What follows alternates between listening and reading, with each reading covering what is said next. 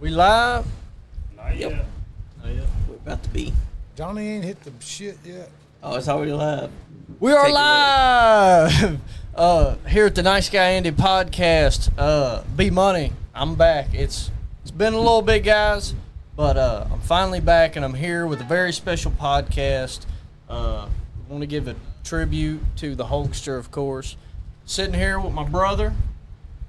Finally got him in. Next to me, we got Johnny Lee. What's up? What's up? And over here, we got Ray the Bear Steele. I'm here. My man, Joe. What's up, podcast world? And hey, man, your brother got a name or just your brother? That's Richie. That's That's Richie. Baby Bear, Richie. the golden child. You want to say what's up? What's up? Oh, shit. I set him up already. He said, That's why we don't let Set B it Money up. touch things around That's how here. we go. Well, man, that's I just... said it for you, brother. So we came on here today, as... When we booked it, it was going to be like a family show and kind of talk about what we did and how we, you guys coming up. But, of course, with what's going on, and I figured it'd only be right to, just talk about the Hulkster, But I do want to start off with, so what hits my mind when I think of me and having my sons on here is, what are your earliest wrestling experiences, both watching and going to my shows and stuff? Like I never looked at it through you guys' eyes, and I know each of you have a different perspective, because I know Richie went when he went a lot more when he was really young, and then y'all both went all the time. But I don't really know how y'all saw it, from your eyes. My earliest memory of wrestling, and he can correct me if I'm wrong, was we had a blue Stone Cold, I think it was called What Stone Cold Said So, and it was a VHS tape, and we had watched that over. I just bought another and one. over and over, and that's my earliest memory of wrestling. I don't know about you. as far as I know. Yeah, Earliest memory. that and probably the Hulk. We would watch the Hulk Hogan, the DVDs, over the box Right. set over and over. And then there was one that was the history of the WWE. We had a lot of documents. The Dusty Rhodes. A lot of collections and whatnot. Yeah, we had Yeah. the Dusty Rhodes. What about like going to the shows for you? We'll just start with you. So, what's your earliest memories of going to the shows? What you like about it, not like about it? Who was your guy? my guy, my absolute number one favorite guy on my shows. on your shows was Scott Hayes. Yes. He came out to Rockstar, and dude, he was the best. There was nobody better than Scott Hayes. Did you have Dirty Chris was my favorite. Dirty Chris? Yeah. Both there are a lot of people's favorites. We That's had right. There are a won lot of. every match then. yeah. Was there and like now, so when we're talking, y'all got to remember, this is straight shoot. So this is straight, like, no feelings, like, you just talk. So was there ever a time, like, you were, like, really proud, like, there's my dad, he's doing that, or really embarrassed, like, God damn, that's my dad? Ooh, when you won the Royal Rumble, or was it Battle Royal or Royal Rumble? The 3 day, Yeah. That was pretty I badass. remember that. I remember that pretty vividly. I can tell you a story about the Mauler that I've told before, Oh, my God, that's- over and over.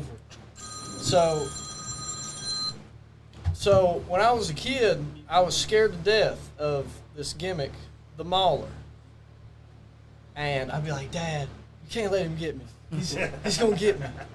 He's under my bed. And so I can't remember which place it was, but it was he comes around the side, and he looks directly in my eyes and pump fakes me, dude. And I was so scared. Come figure out a couple years later, this guy already knew Well, you found it in his bag, or I found it in his bag. he was the Mauler. I found the mask in his bag, and he was like, I wore all black. Like, dude, don't go I around. had black long shirt, black tights, black trunks, and a black mask, but I also had a sheer pantyhose underneath the mask. Nice. Because a lot of times when people wear masks, you can tell who they are, and with my beard, Yeah. at the time, people wouldn't know it was me, and they eventually caught on. I slipped up a couple times, but most of the time I did it good. Like, I was just like this insane dude. Like, as soon as I hit the ring, I'm like running, my arms flailing and just grabbing people, and I didn't do no holds. I only did like eye gouges and fish hooks, just this. You did things that was different from Barry. Right. And I mean, it got over, and I loved it. I loved doing it. It was a lot of fun. But yeah, I had them sold, then they was like, "Nah, you're the mauler, you're the mauler." So one time, they kept on with "You're the mauler, you're the mauler." So one time I put Donnie in it, and he come out on me. So then they're all fucked up. They're like, "What the fuck?" I love it. So it was a good time. Actually, I did it. A few people do it because people kept saying it was me. So I think Larry D did it one time. A couple of the guys. It might not have been Larry because he's so big. It was guys, Fire in his hand. the Zodiac. He done it See, all. that was another Zodiac thing done I it remember once. very vividly is him going to the middle of the ring and lighting that fire and us. How'd he do that? Yeah, Like, that's yeah. insane. Man, let me tell you about that. Just I don't want to really get off, but honestly, he's probably in the indie circuit one of the most underrated wrestlers there is. The dude, he's got mad skill. He can do anything. He can work with anybody, and that's huge. When you can work with anybody and make them look good, it's huge. The fire thing was so over. Like, I was so jealous. Like, damn, that's so badass, and he could work. So he had two good gimmicks. Like, when I started, he was average white guy in Zodiac. So he'd wrestle twice. He'd wrestle as a baby, then wrestle as a heel. So he's getting, like, extra matches and all kinds of shit. And nice guy, great worker. And he was just, I just always felt like he was so nice. They kind of took advantage and didn't give him some of the pushes he deserved. I think he definitely deserved a lot more title runs than he got. Like, the Zodiac, especially with the Zodiac, the white guy was kind of just fun and kind of his like jobber kind of type gimmick. But the Zodiac there for a while was real serious and did some good shit, like hit people in the face with fire and all that shit. So And he did that again recently. A couple years ago, he came out with another unmasked gimmick, Mikey Motor. Yep. right. So, Which is basically the average white guy, but with a name now. But Right. he's, great dude, class act, like great memory. Somebody to remember that's a good person to remember. Sure is. big shout out to Zodiac. Big shout out to him. Plus his My new dude- gimmick, Michael Zodiac. That's just my dude, Mikey, man. He's a good dude, man. Sure But is. when he was a white guy, he didn't wash his gear. Oh, That shit stunk. And I'm going to call you out on it because that shit was rank, Mike. That average white guy gear was so foul, and I can get 10 to confirm it. He knows I ain't lying. And- but Hold on, I got a question for you. Was there ever anybody's gear who stunk so bad you threw up? yes, in a match. You already knew that. That's why you said it. I ain't going to say his name. Well, I'm 300. I'm wrestling a dude that's 450, 6'4", 6'5". Damn, big boy. And bro, when I say his gear, when he pulled it out, it looked like it was laying in the bottom of the hamper, but it was laying in the bottom of his bag. So his gear was foul. So I thought his gear was foul. We get out there working, and I pull his legs apart, and I'm gonna give him a knee to the nuts, So when the referee looks, Jim gets the referee, I do the knees to nuts. I hit my knee on his nuts, and that's as far as I am from his ass, and it smelled so goddamn bad. I crawled over because three sides of the ring had fans, and one side was the stage. Well, there's a gap in between the stage. I I shimmied over to that, puked down in the thing, and went back to wrestling, but I didn't touch him the rest of the thing. Oh, hell no. And then I dang. told the promoter, I said, I'm putting him over the next match. I'm never wrestling him again. He's fucking disgusting, bro. Like, that's my thing. Like, you got to understand, man, you can't go to training and not put no fucking deodorant on. Exactly. Like, you're going to be grabbing dudes in the headlock. Like, you got to be, you got to be clean, man. You Like, gotta have courtesy for your opponent. and there were some guys that just wouldn't, man. a lot of guys, and it's fucked up because the higher up I went, because I went to like TNA's training camp. Yeah. So like how the Reds has a training camp. I was at TNA's training camp, basically doing those televised shows, and a lot of those fucking stars fucking don't wash their gear. I just don't get it. They wear the little trunks, man. You can put them in the sink, wash them out, and hang them up. Boom. Yeah. They just leave them in the bag. They pull some bitches out, man, and they're awful. And you're like, Yeah. like, bro, you're a pro. Like I'm the dude that does the fairs and the bingo hall. Yep. And my shit's always clean and immaculate. And you're on TV and doing the deal, and you smell like ass. Like Exactly. It's just fucked up. And it's surprising, like the guys. You're just like, how do you get, how do you go up there with them big names and you smell like shit? Like it's crazy, bro. Exactly. You would think that they clean their shit. Right, and it's not hard. Even if you're staying in a hotel, you can wash it in the sink. Exactly. They act like it's too hard to just clean it inside the sink and be done with it. Instead, they want to wrestle when they stink like ass to the point that their opponent has no choice but to puke like he's wrestling the dead. Yeah, but that dude was so foul, bro. Like he was, and he just kind of disappeared. He actually had a good gimmick, and he was a big dude. Could actually work, but man, he just smelled so bad. I think it's why people didn't book him, man. I swear, I think it's why people didn't book him, because he stunk. I believe that too. Back to your dad's old question. Was there ever a time you were embarrassed? Yeah. He was. See, well, he was a heel my whole life growing up, and I feel like I went to a lot less shows than he did, actually. Yeah. But, yeah, so he was a heel. He always lost. I was like, he sucks. Always My dad lost. sucks, man. Especially going up to WCCW. You and Uncle Al would always lose. And I'd be lose. like, man, these are I can't even say these are my uncles, man. They're my uncle, my dad. Hey, but here's the thing: just because they were I don't losing, know if I was ever really embarrassed, though. Yeah. but just because they were losing doesn't mean that they were losers. Yeah. They were getting over like Rover because Yeah. the fans loved to see them lose.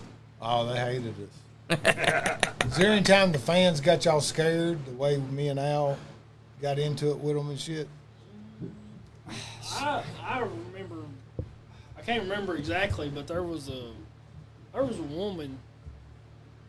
Well, No, people no yell. teeth up top, wanting to just kill you. And you would walk by and said something, and she knew that I was your kid or something, and she started walking towards me. I was like, Hands started sweating. I'm like He's 6 years old at this Yeah. point, and I don't know. I don't know what this woman's coming at me for.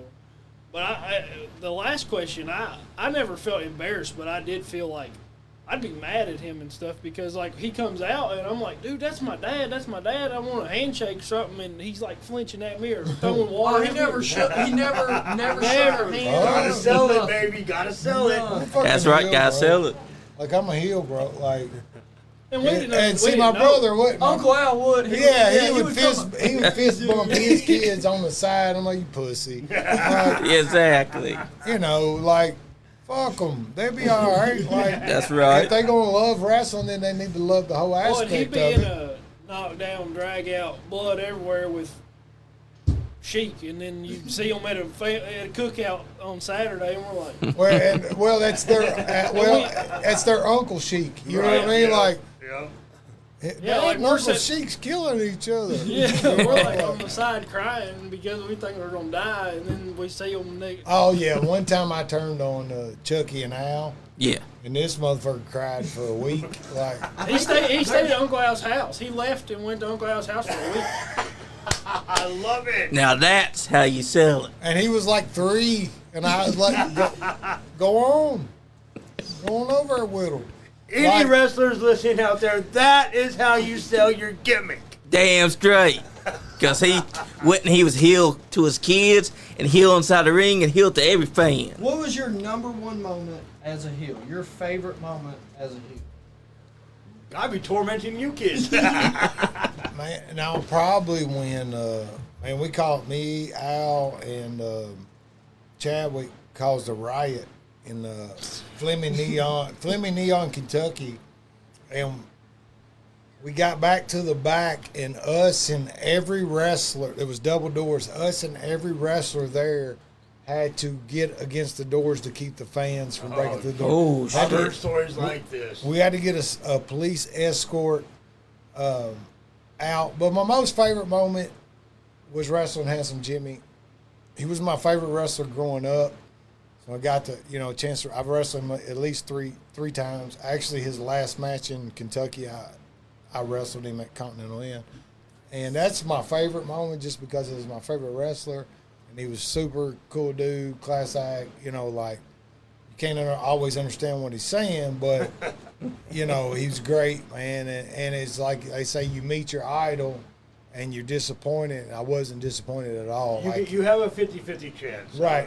That's right. And, really good one that because I met, and Lawler was another idol, and I met him, and he's like 50-50. If he's in a good mood, he'll sit and talk to you. But because I've been on a bunch of shows with him, and if he's not, like, he's a dick, But most of the time, he's super cool. Like, but if he's in a bad mood or something, he's not. That's Dusty right. Roman, man, they probably know more names that I was on shows with because they got excited about it. Because I forget, like I was on shows with like Rhino and stuff. I forget all about it, like because I did so many. Yeah. I mean, Barbarian, Dusty, like just AJ Styles, all of them, Carl Anderson, all those guys. Which Carl, You got a pretty funny story about AJ Styles. Carl. Well, Carl Anderson actually, I gave him his first deal ever. Oh, he nice. was a security guard.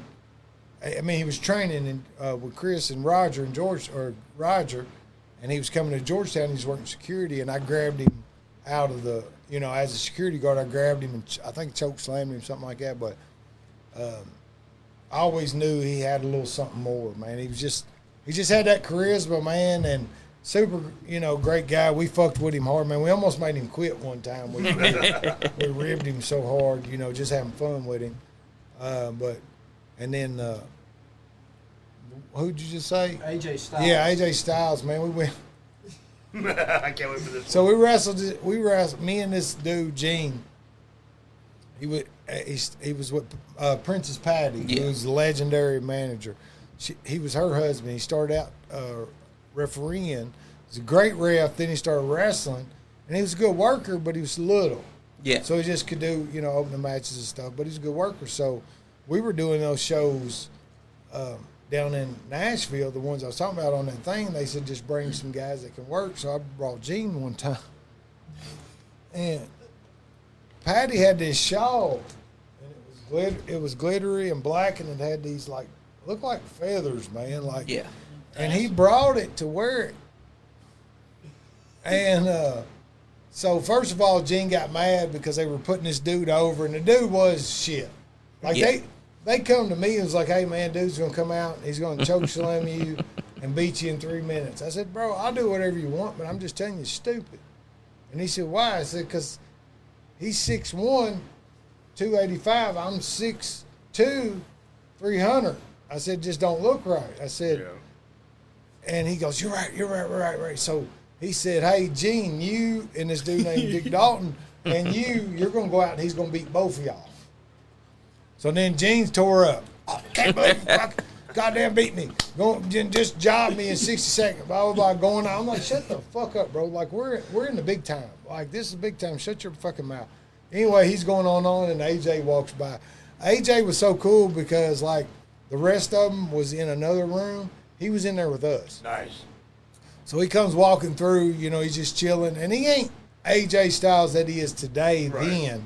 He's the young with the buzz cut, He's still making it, but he's still great, so good. But Gene's going off, and he just goes, "Hey, brother, you okay?" And Gene stops because now at this time, he's Gene's idol.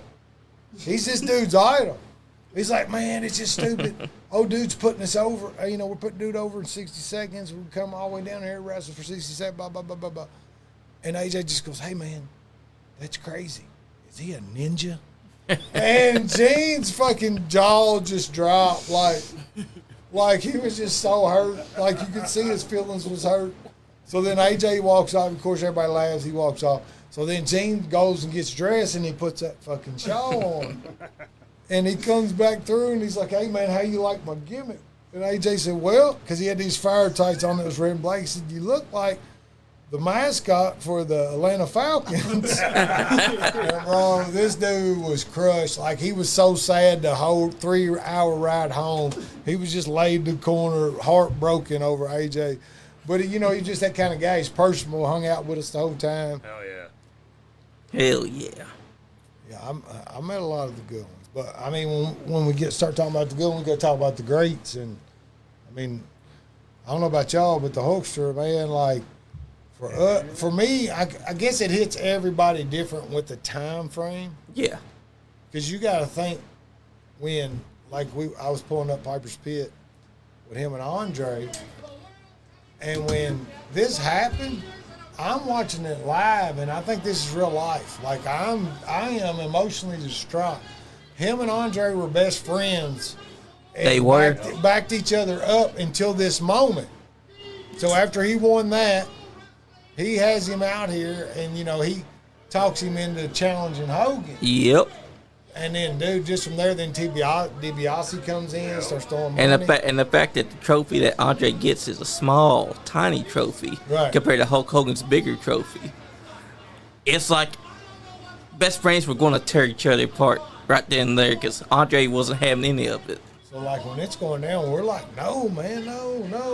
Not you know. Andre. And then, Yeah, and like that right there, he right rips there. the cross and the shirt off. That's the ultimate disrespect. And we're like, dude, there's no way, Hulk, you can't beat the Giant. You can't beat the Yeah. Giant.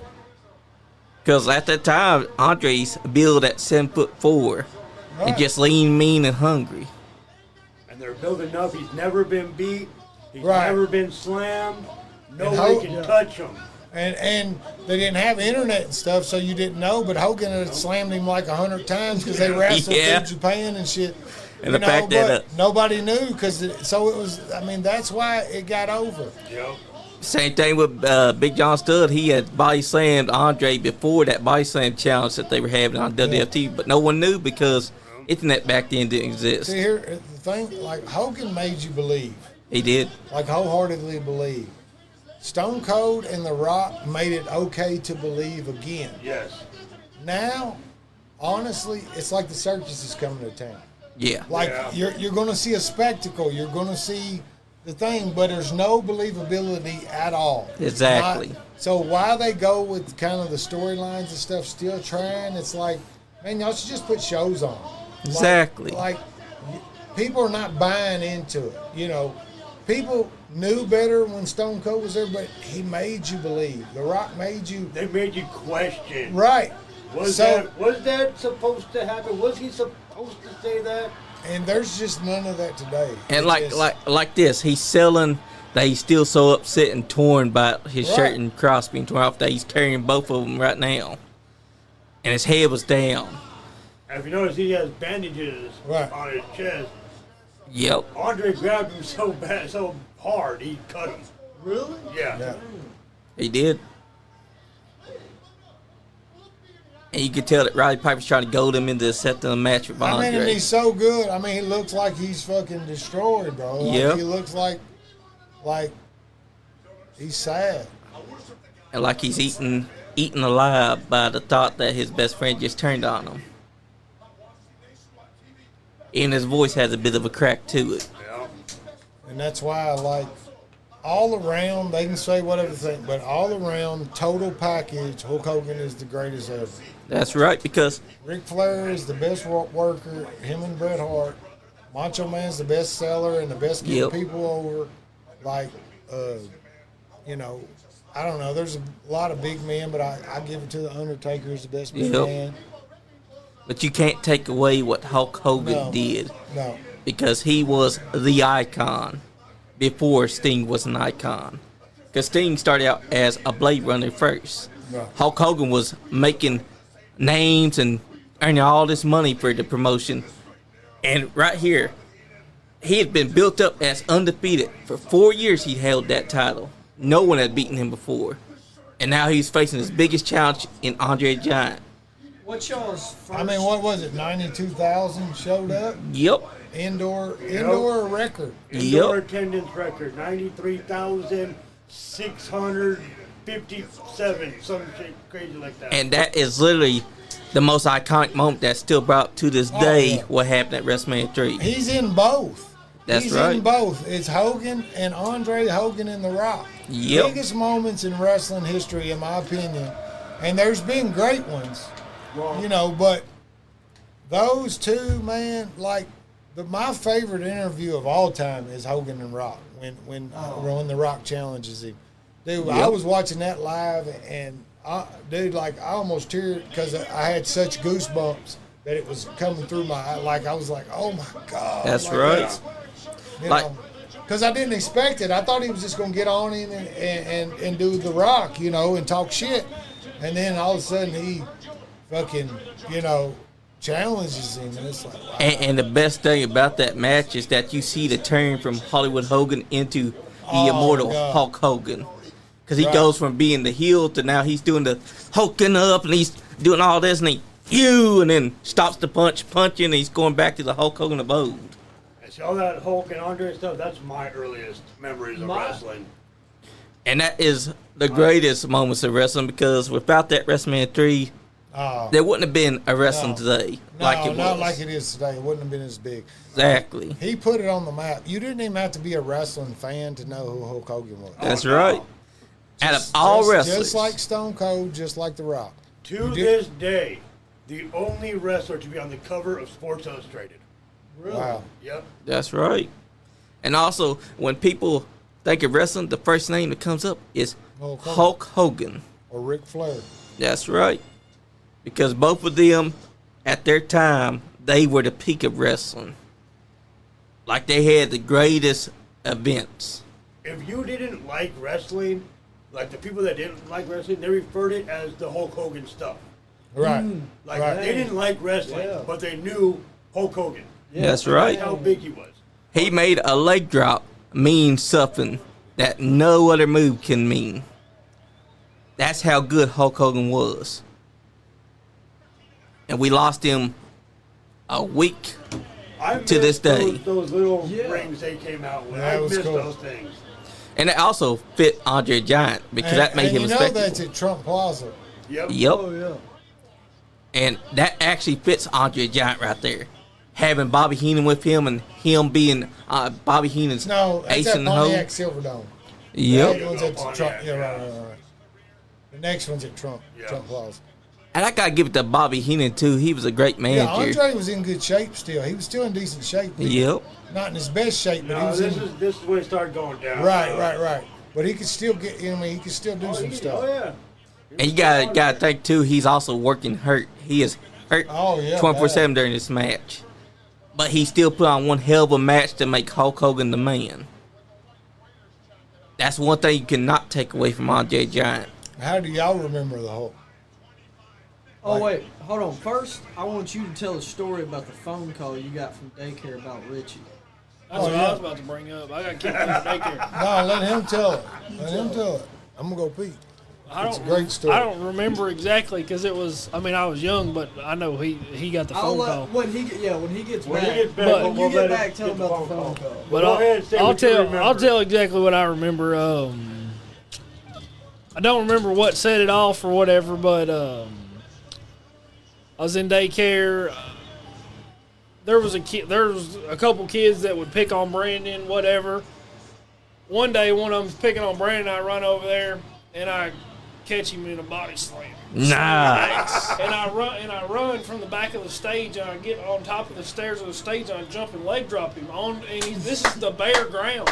I get up and I rip my shirt off, and I'm going around like pumping, Hulking up and like, everything. The Hulk Hogan style. And the teacher calls him, and she's like, "Sir, can you bring Daniel some clothes?" And he's like, "What?" And he's like, "He had clothes on this morning." And she's like, "He's ripped his shirt off and he slammed a kid. And he's saying he's this wrestler Hulk Hogan or something." And he's talking about Hulkamania and all his 100 Yeah. millions. Well, I was like running around and all the kids were like into it. Like As you do. Nobody liked the kids that I didn't like because they bullied everybody. Right. That's right. But as you do, whenever you think of wrestling, that's the first person that's going to be imitating. Yeah. And that's what you did. The body slam followed by the leg drop. Same thing that happened to Andre the Giant. I'm surprised the kid laid on the ground that long for you to jump up there. He was hurt. He was hurt. Oh, trust me. Holding both. Trust me. You would think that wrestling move won't hurt you in real life, on the gym but floor. it will. It was on the gym floor, and I picked him up. Hey, I've done that before. When a guy pisses you off, grab him by the throat and choke slam. You think a choke slam's not going to hurt? It's going to hurt like a sumbitch. The earliest memory I have of dealing with that kid was he jumped the fence one day because me and Brandon were in different classes because he's a year younger. Yeah. So they got to play on the playground to the right, and there was a fence between my playground and his playground. This kid jumps the fence because this kid would try to fight me every day. He scratched me, everything, and and he hated me, and I hated him. But he jumped the fence, and he grabs Brandon by the back of the head and pulls him down, like into the ground, and starts hitting him. And I come with a full-size metal Tonka truck.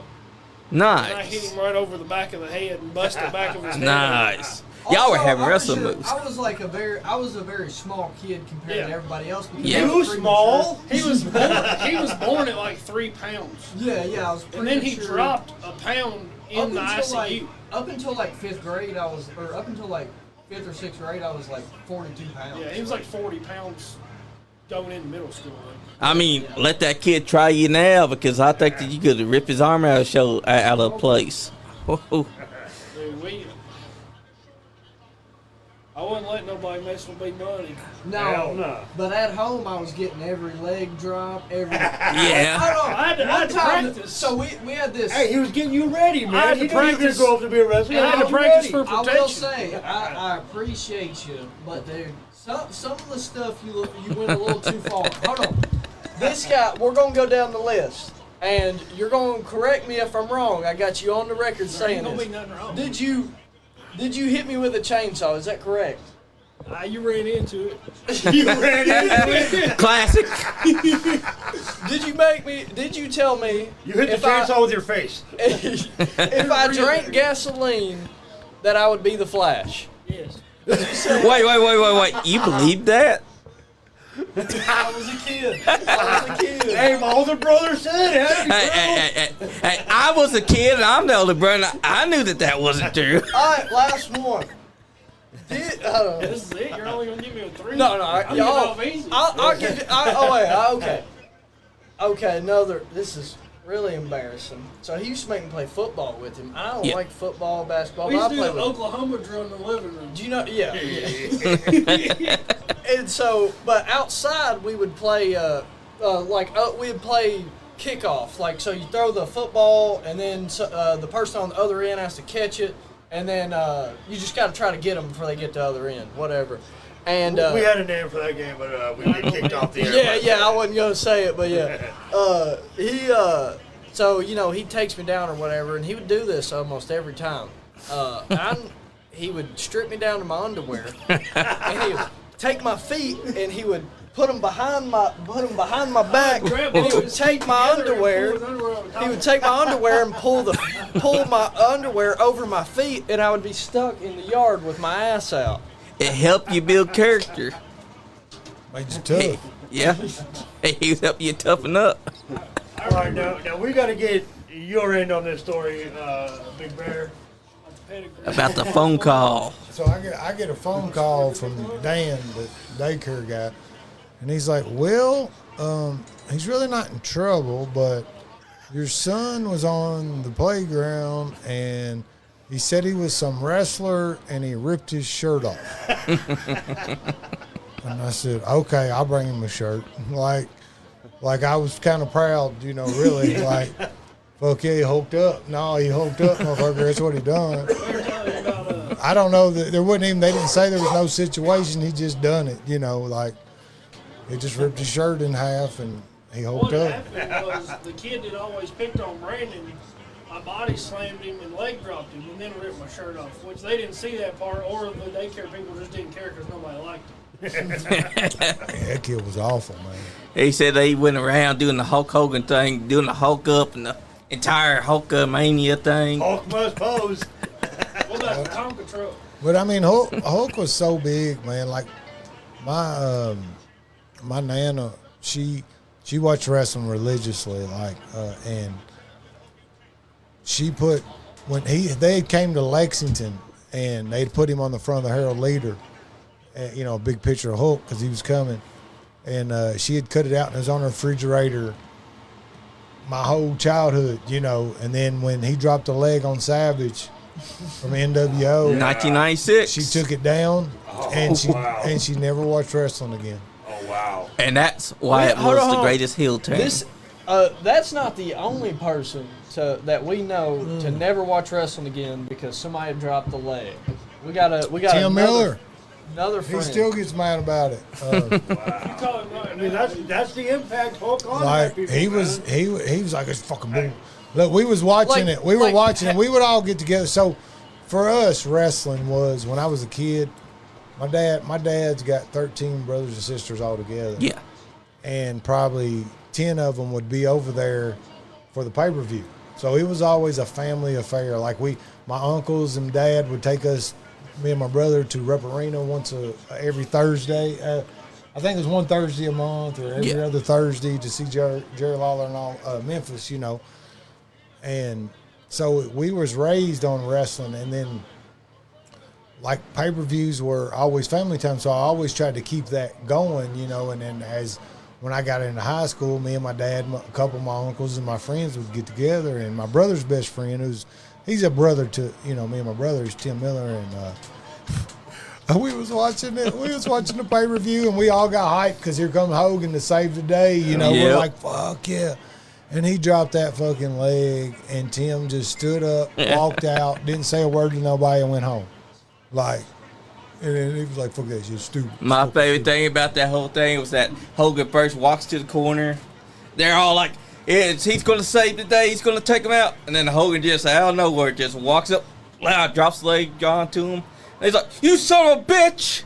No, was it Tony Schiavone or Jim Ross, whichever one? It was great. Says, Hogan, you can kiss my ass. Like It was Tony Schiavone. Yeah, that was great. He was going off. And He was mad because, they worked everybody. yep. Nobody knew. And Nobody that's knew. that's Even another Eric thing. Bischoff Nobody didn't know at the thought time. he was going to turn heel either. Nobody knew, and insane. they wanted Everybody thought he was coming down to save WCW. and they wanted the raw reaction from Tony Schiavone and them, and man, it was. And even Eric Bischoff at the time didn't know that he was going to turn Hogan heel. Best heel turn originally ever. Sting. It was. The best heel turn ever. No one's topped it ever either. I don't care what nobody says. No one has ever topped the Hogan heel They tried turn. it with Cena, but it just didn't work. Nope. First thing you have to top Hogan. Right, Yep. and you As a can't. face. You can't. And you can't. Exactly. The bigger the face, the bigger the heel turn. And there will never be a bigger face than Hogan in the 80s and 90s. That's right. And that's the deal, man. Back when we were watching this, these guys were larger than life. Oh, yeah. But they really were larger than life. No, these were Now you got- this was He-Man. It's This right. was He cut Superman. real life. Exactly. This was our So comic then book heroes. it kind of went. It started. I tell you where it went. It started to go south, and I'm not taking nothing away from the guy. Yeah. He's a great worker. He's earned his way. He's worked his ass off to get where he got with Daniel Bryan. Yeah. He is just not, to me, growing up watching two behemoths as the world champion. He is not world champion. His work is world champion material, but he just don't have the size and the thing for it.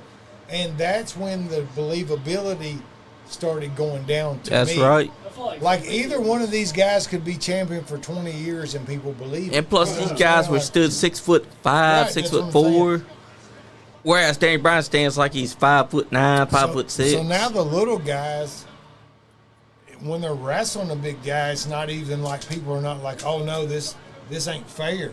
Like, because Yeah. they know the big guy's going to bump just as much for the little guy. Which Yeah. I hate because I missed the whole David versus Goliath Right. story that they would tell. Like when they brought Brock Lesnar back. No, they missed the bus on Brock, and they missed the bus on who they really missed the bus on was Braun Strowman. Yes. Yep. He should have been. He should still be the champion. Like nobody can beat him.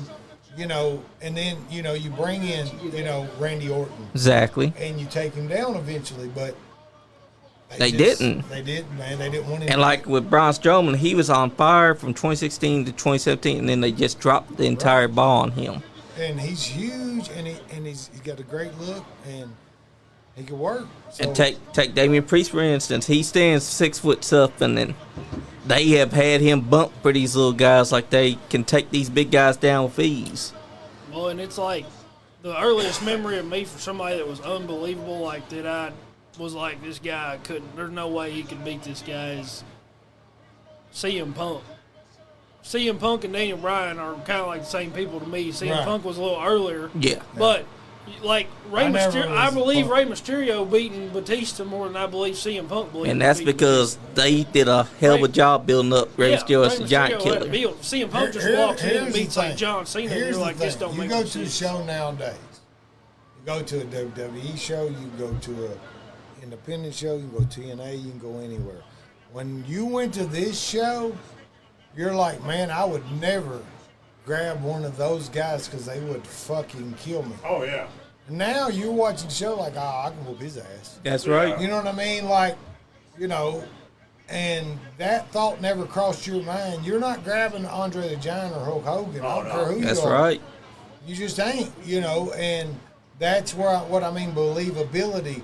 And these guys, like, they'll fight and argue it because they're not believable either. Yeah. Like, they've never been in a real fight. Like, they're not tough guys, like, even when I was wrestling, they were fucking tough guys, man. That's right. Like, the guys I wrestled with were tough. Like, they whooped some ass, And, well, I mean, we did. We go to a bar afterward and we whooped some fucking ass. Like, we did, and today, like I never forget this. The last show I went to, it happened to be a night that I got to go to the show. I didn't have no kids. I didn't have nothing else going on. I could stay out. I could do whatever I wanted to do. And I went to the show. And so after I did my deal, it was off, not what I wanted to do. But anyway, I go back and I'm talking to one of my guys, that brought me there. I'm like, hey man, what's the deal? Where we're going? What's happening after? He said, nothing. I said, what do you mean? I mean, that's the best part. Yeah.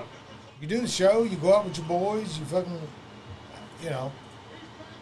nobody's going. I said, what do you mean? He said, they all go home and play games together. They get on internet, and I'm like, what the fuck? What do you mean?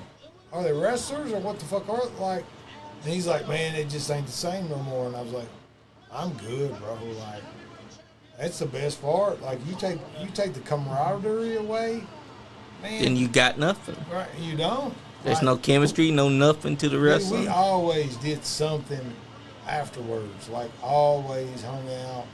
Even if we sat there and just talked and hung out, these dudes was gone, man. When their matches were done, they were gone. I was like, Man. you didn't even watch the other guys. Like, we just Exactly. watched the show, Because it's weird that they start doing that because back then wrestlers would hang out, they'd go to bars, go strip clubs, any place you could think of, and they would build that repertoire with each other, the whole friendship. And that would be the best thing for them. That's what helped guys like Andre the Giant and Hulk Hogan have their chemistry. I mean, look at this. This match has had the crowd on its feet this entire time, going crazy for these two. And all they've done is less is more. Still, look at him. Yeah. How happy they are. He ain't doing nothing. And all Andre's doing, he's up there and he's staring, he's talking his trash while Hogan's celebrating. The fans are still going wild for that. You don't see that anymore because the wrestlers don't try to do less is more, and they don't try to engage the fans like Hulk Hogan would. No, they're marks for themselves. Exactly. That's one of my biggest issues, that they want to pop the boys, but not the crowd. The crowd's supposed to be the ones that tell you if you had a good match or a shitty match. I gave you a great example, man. I was on this podcast, and again, I'm not knocking nobody. I'm not trying to call nobody out. I'm not trying to get no heat with nobody. But if you get mad over the truth, then you get mad and come talk to me. Exactly. I'll tell you. But I was on here with somebody, and they went on this rant, man, and they were just ranting about. They kept reaching out to this promoter. This promoter wouldn't book them. And they are a good little worker, you know. But the whole time he's going off, I'm in my mind, I'm scanning. I'm like, not one time in my 19, 20 years did I reach out to a promoter. They booked me. They called me. They reach out through another person and said, hey, can you bring Bear? You know, one time I was riding with Crusher Bones. R.I.P. He's gone. Yep. I was riding to a show with Crusher Bones, and he said the guy knew he was coming, but I had a feeling that he didn't because it's just Crusher. Yep. So I knew the dude. I texted him. I said, hey, man, you know, me and such is rolling up with Crusher. You don't have to use us, but if you got room, cool. If not, cool. Like, we're just rolling. Of course, you know, he has a spot for us, and he gets paid and everything, but that's the only time I reach out to a promoter besides Chris Hayes. And the only reason, and I didn't reach out to Chris, I actually ran into him at Kmart. I knew Chris before wrestling. Chris was best friends with one of my cousins. And I started watching independent wrestling at MWA. Chucky Smooth said, hey, man, they're having wrestling. Handsome Jimmy's going to be there. I was like, what? On a Sunday? He's like, yeah, it's right down the road. Blah, blah. We rode, and I was hooked. You know, we started going. And I was like, when Chris came out, I said, I know that guy, you know. So when I started wrestling, I trained under the guy that Chris, at the same time, was working with in MWA. It was Danny Fargo. He owned MWA. Well, I didn't know, but when they split, there was a lot of bad blood. So, and Danny Fargo was the man. Like, he knew all the wrestling, all the thing, but he still was old school and he was territorial. So he kind of put it in when we fell out, which we never fell out as friends, but we fell out. He kind of quit.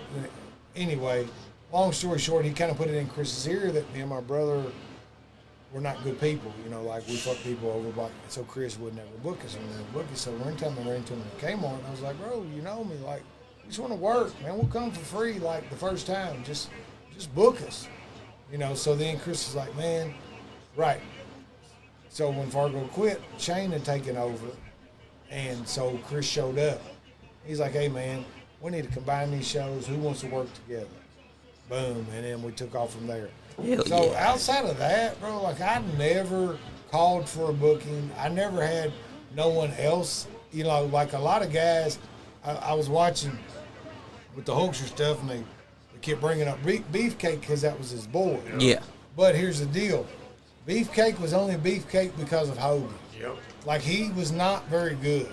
If you go back, he just wasn't very good, and Hogan kept him alive off his name. And there are a lot of people out there right now getting bookings and living off other people's name. If you can't get booked yourself, fucking quit, bro. Exactly. Like, if you can't get booked and not say, hey, me and such will come. If I gotta say me and Bmoney's coming, book us. And you, in my mind, I know they're only gonna book me because I'm bringing Bmoney. Right. I don't need to be working, bro. Like, I'm not a worker. Like, I'm a dick rider. I mean, it's just what it is. Yeah. Like, and it drives me insane because you watch them on Facebook and they act like they're fucking superstars. Yeah. Like, bro, you would get no fucking bookings, period, if you were on your own. Exactly. And there are a lot of guys right now doing that, and it's just like, you're fucking pathetic, bro. Like, I never called a promoter. My phone never stopped. I could have worked 7 days a week if I wanted to, but I chose to work about 5 because some shows I would turn down if they weren't, you know, really good shows. Hey, Joyce, Mama Steele. Oh, man. And Scott Harrell said, not wrestling related, but my 17-year-old son won his first MMA fight. Oh, congrats. Oh, Congrats. Hell yeah. That's my nephew, yeah. Hell yeah. Yeah, We what's gotta up, have Scott? him in on the podcast. Hell yeah, we From do. Colorado. They're in Colorado. Or no, Oh, no, man. sorry, Montana. They're in Montana. But hell yeah. Yeah, But it's my the truth, nephew too. Eli. Hell yeah. Yeah, fuck that. They fight for real. That's I right. just like to act like I can fight. But also, you're right. When people message to get booked instead of letting their work speak for themselves to get themselves booked, they're basically only coasting on what the other guy did They're by like, breaking. well, how's anybody going to know me? And it's like, if they don't know you, then you're not doing your job. Exactly, because you gotta Right. put the work in. You can't just go around messaging these promoters and asking to be booked. Because if you asking to be booked, you ain't getting nowhere. And I never rode up into a show that I wasn't booked on and didn't work. Exactly. I would sometimes just ride like I was bored, like, hey man, yeah, I'll ride with you. Fuck it. Oh, you here? You got your bag? Of course I got my bag. You never go to show without your bag. That's right. Yeah, I do it. I do whatever. And I've heard it been said that a lot of bookers will book on personality more than talent. If they just like your personality, if they want you in their locker room, regardless of how you work, they'll book you. Now you got a guy that's always constantly, hey man, book me, hey man, book me, hey man. Yeah. Right. No man, you're annoying. They'll be basically looking at that guy that keeps on asking. They're gonna be like, this motherfucker won't leave me alone. I'm gonna book him once and have him get his ass beat. And then they book them once. and they complain and Yeah. they're like, oh, this fucking. You don't yeah. even book them once. You don't even book them once. Because That's the mistake. I would. That's a little treat. Here's a little Yeah. treat. Yeah, And then they're coming back. that's been the can I get another mistake. treat? Can I get another treat? That's been the mistake of many bookers here lately, is that they'll book the guy that's been knowing them way too long, and they don't realize if you fucking ignore that motherfucker and you don't book them, they'll go the fuck away because now they can't get no booking from you. So who they gonna go to? A good promotion like TSW. That's exactly what would happen. Oh, I gotta give a very special shout out and happy birthday to Leon. Happy birthday. Happy birthday, Leon. birthday, Hey, Leon. that's right. Today is the executive. Oh, look at that. Badass NWO gear by Hulk Hogan. This is when he returned in 02. All right, so what's y'all's favorite Hulk Hogan? Y'all like the Hulkster or are we NWO? I love both, but the Hulkster's it. Okay. For me, because I grew up with the Hulkster. At the time, I was with everyone else. When he dropped the leg on Macho Man, it was fuck you, Hogan. I think I was 13, maybe 14 at the time. Hold on. What was your live reaction to that? You're sitting there watching the TV. Fuck you, Hogan. Yeah, everybody. I mean, I was Fuck mad. you. Yeah, I was mad too, but then it was Because, just. I mean, and Hall and Nash were cool. I loved Hall and Nash. And Hogan's gonna, fuck you, Hogan. That's right. But then he just. And you know what? With it, and I was. That's I was my with it. favorite. I was with it. I mean, looking back on it, greatest thing that ever fucking happened. Man. Yes. Him slamming Andre, him dropping the leg on Macho. I remember where I Historical was. moments in fucking wrestling. It was so good because there were so many things out of the Hollywood Hogan you could actually do. Like anybody can do the too sweet. But Yep. everybody can't flex their fucking muscles and They can't. do the brother. You know what I mean? Like it was just so cool, man. Like I remember where I was when the turn came. I remember that my dad had bought the pay-per-view, and we were curious about who was going to be the third man. And when we saw Hogan coming out there, we were like, all right, Hogan's going to save the day. Yeah. But as soon as I see him walk to the corner, I'm like, why isn't he doing the leg drop on any of the NWO guys? Why is he just letting the NWO guys leave the ring? Next thing I know, this motherfucker walks out of the corner and drops the leg drop on the Macho Man. I'm like, you son of a bitch. My dad was pissed too. We were furious that Hulk Hogan turned his back on WCW after all that time. but he never was loyal to WCW. He wasn't. He was a WCW guy. That's so true. So it all made sense, man. It was so good. Like It was. They make you forget that Hall and Nash were saying that they came from WWF. what people didn't understand either was Hogan couldn't be the Hulkster no more. Right, it was getting old. He was too small. He had Yep. got in trouble with the steroids, so he had to quit. but he still looked good. So he had to be able to cheat. Like as a heel, you don't have to be big and tough. You can cheat, you know. That's so right. It was perfect for him. It was the perfect deal. And he could still cut a mean promo too. And when he turned heel, this will, like they said, I don't care what nobody says. Hulkamania will live forever. Oh, yes, That's it will. right. Like, Yes, it will. people will be watching this for the rest of time. that's right. Richie, I got to know what's your favorite Hulk Hogan moment or match. Your number one. Match. Probably when he beats Ultimate Warrior, because I didn't really like Ultimate Warrior. I gotta correct you. Oh, no, Ultimate Warrior beat Hogan at WrestleMania No, he 6. beat him in Oh yeah. WCW. Oh yeah. That was the shittiest one because Ultimate Warrior was injured and they booked it and Hogan couldn't work like he usually My works. favorite Hogan was Hogan and Zeus, man. Yep. Zeus was unfucking believable. He was. Like, you were thinking, like, there's no way he can win. Like, you can't hurt him. He don't get hurt. It didn't matter. Zeus couldn't wrestle a lick. And he had that Right. fucking It bear didn't hug. fucking matter nothing. He stood there, jacked up. Hulk would hit him, And he no was, sell, and you did got... know they had like 3-inch lifts on his shoes because he Yeah. was so short? Yeah. I never knew that. And he he was- was a super nice guy. And it was like he stepped out of the movie No Holds Barred into Right. the real world. And And that's he why- applied that bear hug and had Hulk Hogan looking I was bad. like, there's no way he can beat him. There's no way he can beat him. Yeah, Hulk would hit him, and Zeus Then he would just... tagged with Brutus Beefcake. He would and I was shake like, it off, and you're like, how is Hulk going to beat him? How you Hulk gonna can't even put- hurt him. But how's he going to put Brutus Beefcake in that match? It should have been the Mega Powers. Yeah. Versus them two. Oh, Now, that- Well, Macho was running heel Right, at the right, time. right. Now, that's That my would- favorite, though. Oh, Mega Powers, man. Mega Powers Yeah, was him the and guy. Mach is probably my favorite match. That's my favorite match as well He because dropped 5 elbows, bro. He- fucking kicked out. Fuck it. and also Hogan drops the leg once. Actually, I was watching the match here a few days ago during the live. Can we play the It's the still Macho so Man great. Hulk Hogan diss track? Be a man, Hulk.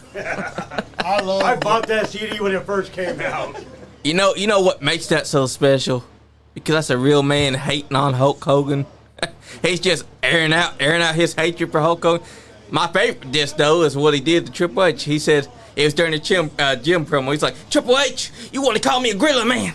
How about I come take your girl for a ride around town? Yeah, ooh yeah. How about I take her for a ride around town? Show what a real man is, Triple H. Knock your ass out. Look, man, when he came out, dude, I was pumped. I was like, oh, this is going to be good. But I had no idea what was going down. Like, nobody did. Like, this was out of nowhere. And, you know, like, they're best of friends. Yep. Like, when The Rock was a kid, like, he knew Hulk Hogan when he was a kid. Oh, yeah. And he's known him his whole life. That's right.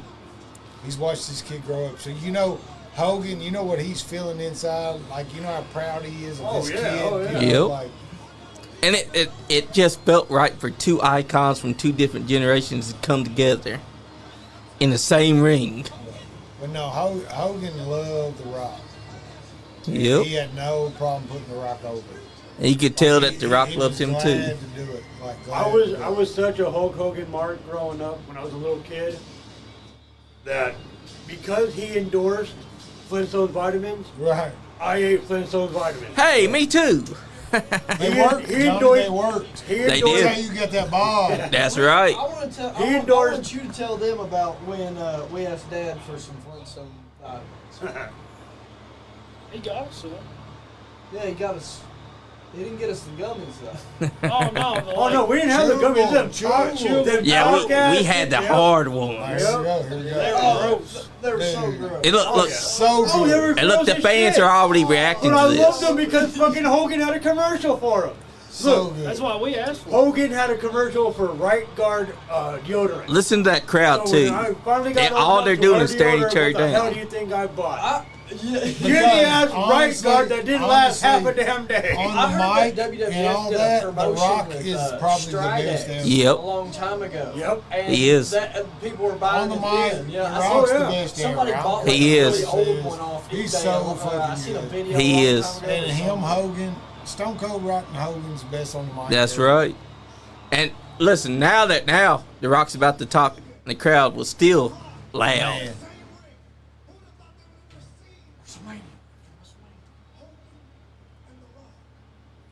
Rock. This was monumental too. Oh my God. I was dying, and I'm a grown ass man. I'm like, what the fuck? Yeah. Because this was something that you didn't think would happen until this moment in time.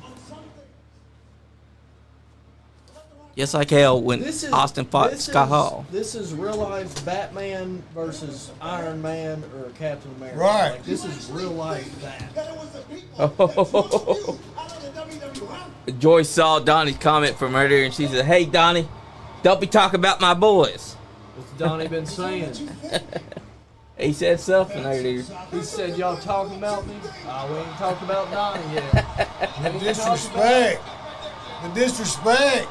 I know, right? I want to know what you think about Donnie breaking, or Dad breaking Donnie's leg. You think it was intentional?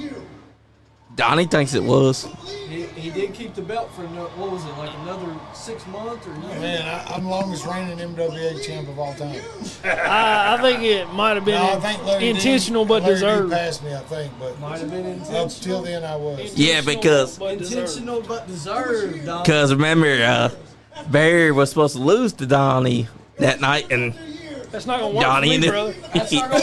hey, that was a Barry pulling a Hulk Hogan that night. He's like, "Nope, brother, I'm going down with this spine buster onto your legs."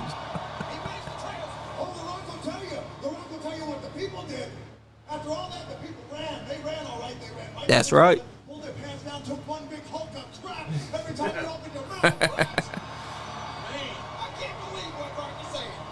And listen to that crowd. They're eating everything that he's saying. Listen when he challenges him. You are, without a shadow of a doubt, a legend.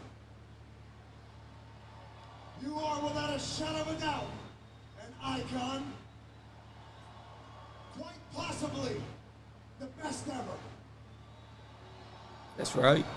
And seeing as you are back in the WWF because of Vince McMahon, The Rock has one thing to say. You talk about headlining, main eventing, WrestleMania after WrestleMania after WrestleMania. Well, Hulk Hogan, The Rock says, how do you feel about headlining one more WrestleMania with The Rock? And how he walked There up we on him like it was just perfect. Yeah. Like, That was perfect. Then to stare down there's nobody after. like that today. I don't give a fuck. There's nobody like those two That's right. today, period. This is how you get the crowd invested. And honestly, if Stone Cold didn't get hurt, he'd be the greatest ever. Like, Yep, but because when he got hurt, he couldn't do what he could do before. yep, when he got hurt, he started That's most of doing my a brawler favorite Stone style. Cold. Like I remember, like my favorite Hulk Hogan match. Now thinking about it, is probably him and King Kong Bundy. Nice. Yes, But- in the cage, Yeah. in the blue cage. But- yeah. Hey, I just watched that. I just yesterday. don't remember a whole lot of Hulk Hogan matches Just because what I like, showed you, when yeah. I was a kid, you watch them on tape, but every time you watch, it's just Hulk Hogan just doing the same body slam, leg drop, win. and they only watched the match. They didn't watch the whole build up. Yeah. Yep. So Now- when we were old enough to watch stuff, it was Stone Cold and The Rock about to go again, and they had the whole build up on tape instead of just the match. Yeah, nice. And there's a lot of build-ups that Hulk Hogan had that Yeah, made we his didn't see. matches mean even The more. only build ups that like we really saw was like him and Mox with Elizabeth. And that was a great one because even though Hulk Hogan was doing heel stuff, it was still Macho Man as being the heel because he was doing things that a babyface wouldn't be doing to another babyface. He was getting mad. Can we talk about the greatest ending to a match ever? The double referee Earl Hebner. Woo! The greatest finish to a match ever. How much did they pay for the plastic surgery, brother? Yes, There's Dave not and a finish Earl. better. It really is one of the greatest finishes The double referee. on Saturday night's Had main their event. twins, Oh yeah. and everything that followed after that. Andre's champion. but he sells the belt to $1 Million Man. Yeah. That's right. They stripped the belt from $1 Million Man because you can't do that. So we don't have a champion at all. My favorite finish. And then they do a tournament, and then Macho That Man. was a great finish, but my most favorite finish is two guys. I don't even remember who the two guys were. They were having a casket match, and then when they opened it to put the other guy in, the fucking Undertaker was in there and came out on them. I think that was It was Kane and somebody maybe. yeah, Kane, or it was HBK and It was someone. Kane and JBL. Oh wasn't it? yeah, now I remember. Was that 2010 or was I it? don't know, but when they opened that fucking casket, you're not even paying attention. They opened and Undertaker's just laying there and he sits up. It was like That brings me back. That brings back to that was a the great moment. finish, great wh- fucking finish. And that also brings me back to the moment where Randy Orton was building up to a match with The Undertaker at WrestleMania. Oh, dude, And them two right there had Yeah. some underrated right there. and there was a casket that had supposedly an Undertaker mannequin in it. And Randy's just standing there. He's confidently talking his trash, and camera looks at the mannequin. And mannequin's eyes pop open, and it's actually the Undertaker. And he just looks at him, and then closes his eye. And then Randy Orton, for a moment, is like, "Wait a second." Leans over the casket. He's looking like this, like, "Is that really a fucking wax dummy?" And grabs him by the throat, and then, ooh, that was a great one too. So good, bro. He's so good. And look at that. The crowd is eating it up too. Right. This is what you call stage presence. Both men have the crowd eating out the palm of the hand. All they have to do is this less is more formula. It's something that you will never see again today. Because I've never seen nobody, not even Stone Cold Steve Austin rival Hulk Hogan in The Rock's stage performance. Because look at that. The crowd is excited because Hulk Hogan has not yet said a word. He's not yet said yes or no. All he's done is look at the Jim crowd. Ross is so good, man. He is. For him, like, no. I used to love Jesse the Body though. Yep. Lust Hogan when him and Macho Yep. was fighting. Lust Hogan. That was so good. He would always go after Hogan no matter what. Be like, yeah, but this guy's a no good son bitch. Man, yeah. Well, Jim Ventura Ross didn't like hated Hogan Triple because H. Hogan stole He did. one of He Ventura's hated shit. Triple H. Tell me why. Tell me why, Triple H. Damn you to hell, Triple H, you son of a bitch. There we go. He said, let's do it. Seal the deal for handshake. This is at the time when he thinks that Hollywood's still doing NWO stuff. Oh, there we go. Oh. Crowd's excited for that one. I love this right here. Oh, yeah. Not as much as you. Brother. Oh, rock bottom. Bam! Listen to that crowd, though. Perfect. The crowd stayed electric all throughout this promo. Even during Hulk Hogan not saying a word, all you had to do was just look at him. You just can't beat it, man. Just- You can't.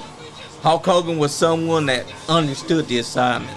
He understood how to gravitate the crowd towards you. You saw it as Hulkster. You saw it as NWO Hogan. I'll tell you another one I love.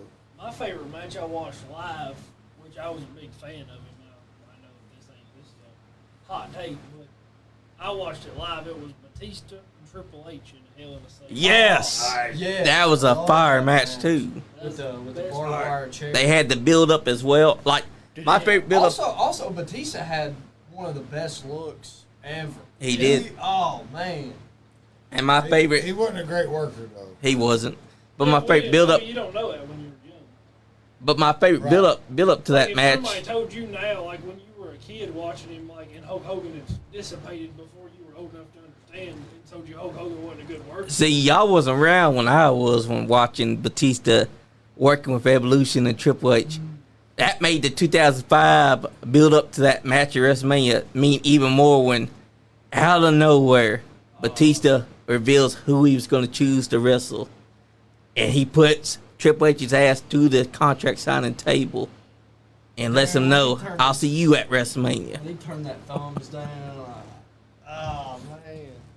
That was a hell of a build up because watching the build up, you feel something.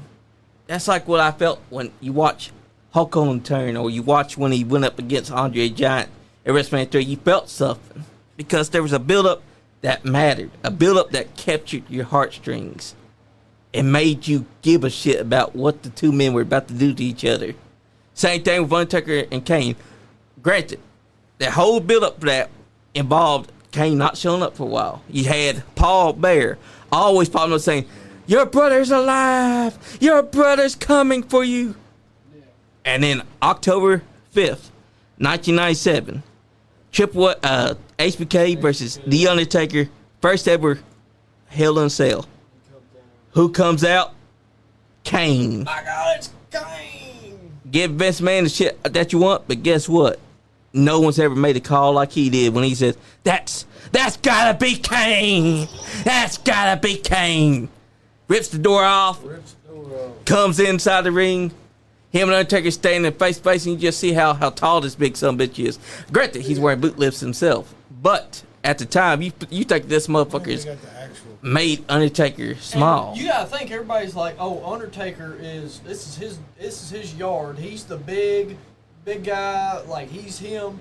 Now you bring in his little brother that's bigger, and you're like, "Holy shit!" And then after there was also that moment where they had the Royal Rumble 1998. Up to that point, Kane was acting like he was suddenly on good terms with Undertaker. They were doing things together. They were helping each other out during DX attacking Undertaker.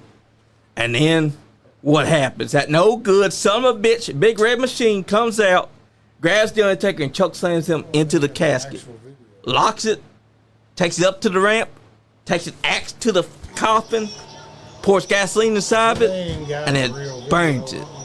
Oh, it's because them two. I think maybe. Yeah, they took it off. Oh yeah. Yeah, they took off the best ones because this was a good build up for Also, Hulk Hogan coming out. You want to tell them how we figured out wrestling was scripted because of this guy in the ring, Eugene? Oh, Eugene? What did you tell us? No, when we met him. Tell us. Oh, was he not in character? Yes. So yeah, we met Eugene at a show. I think they did a show at I think it was Four Seasons, like an MMA gym here, and yeah, we got to meet Eugene, and we met him backstage, but he wasn't doing his He was special. just a regular guy. You're like- He was like, that's when I started to question it. I still was like, it's still real. You're like, yeah, it's still real. But watching Eugene no longer be special needs and that, you're like, who the fuck is this guy? I watched you on TV last week and you was nothing like this guy. And then I also remember the first, another memory of Hulk Hogan I have very vividly is me and him both had the Hulk Hogan Jack specific action figure. Yeah. And he had his name written on his on the bottom foot, and I had mine written on. We'd always argue, and they were the same exact Hulk Hogan figures. Yeah. We would always argue about these Hulk Hogan figures, and they would have our names on the bottom. Like, why you got mine? They're the same fucking thing. Y'all should have been saying, hold up, show me the shoe. One time, so we used to have full-on wrestling matches. I don't know if y'all ever had siblings. Oh yeah. And got to the I did. pleasure of being put in the Hold walls of Jericho. on. See, you had the pleasure of having a brother who's 1 year older than you. I had the pleasure of having a brother who's 8 years older than me. Oh, that's fun. And I had the pleasure of suplexing my little brother all the time. The suplex you would think is dangerous. Did yours let you win? My brother is, let's see, at the time, he was probably 6'2", 250. Oh. I didn't win anything. I was wondering. What was probably your biggest loss To him or to your brother? any time? Yeah. Or how about the one time I thought I could really fight back and really hauled off, so he really hauls off back. Oh God, that's the worst because then he's like, all right, you gonna step to me like a man, I'm gonna step to you like a man. Here you go, first shot. But yeah, I mean, talk about being put in the walls of Jericho until you're forced to tap. Like, you won't tap because he's not putting all the pressure in. He's like, you better tap, you little fucking shit. And he would pull my leg. Sean used to do that to me all the time. We used to have fights all the time, wrestling moves. Walls of Jericho's, Boston crabs, sharpshooters, suplex positions, you name it. One time, my little brother threw a box, and I'm not talking about the box with its side hitting you. I'm talking about the edge of the box hitting you square right here, inside the ribs. That hurts like a son of a bitch. He threw it at me. It hit me right there, and I thought they'd hit me with something else, and it's just the edge of this motherfucker. I'm like, you son of a bitch. So I suplexed him. Don't suplex your little brother on the ground. Trust me. We've had one time they about killed me doing the 3D on the trampoline. They was too close. Whoever was doing the cutter came in too close on the cutter and didn't really catch it, so I just lawn darted. I think he had my legs. I did it right. He had my legs and did it right, but my cousin was too far in, and so when I came down, he held my legs straight, but my body just kind of went in, and I just neck. Oh, it was bad. Now I wish that I'd hit Andy with the leg drop instead of the elbow drop. We actually got serious and actually started working. I didn't all our stuff looked good and was done right. I bet it looked better than half of the guys that wrestled today. You guys ever see Hogan live at all? Nah. Ever see Hogan live? I did it a couple times when he came to Rope Arena. That was it. I never got to meet him.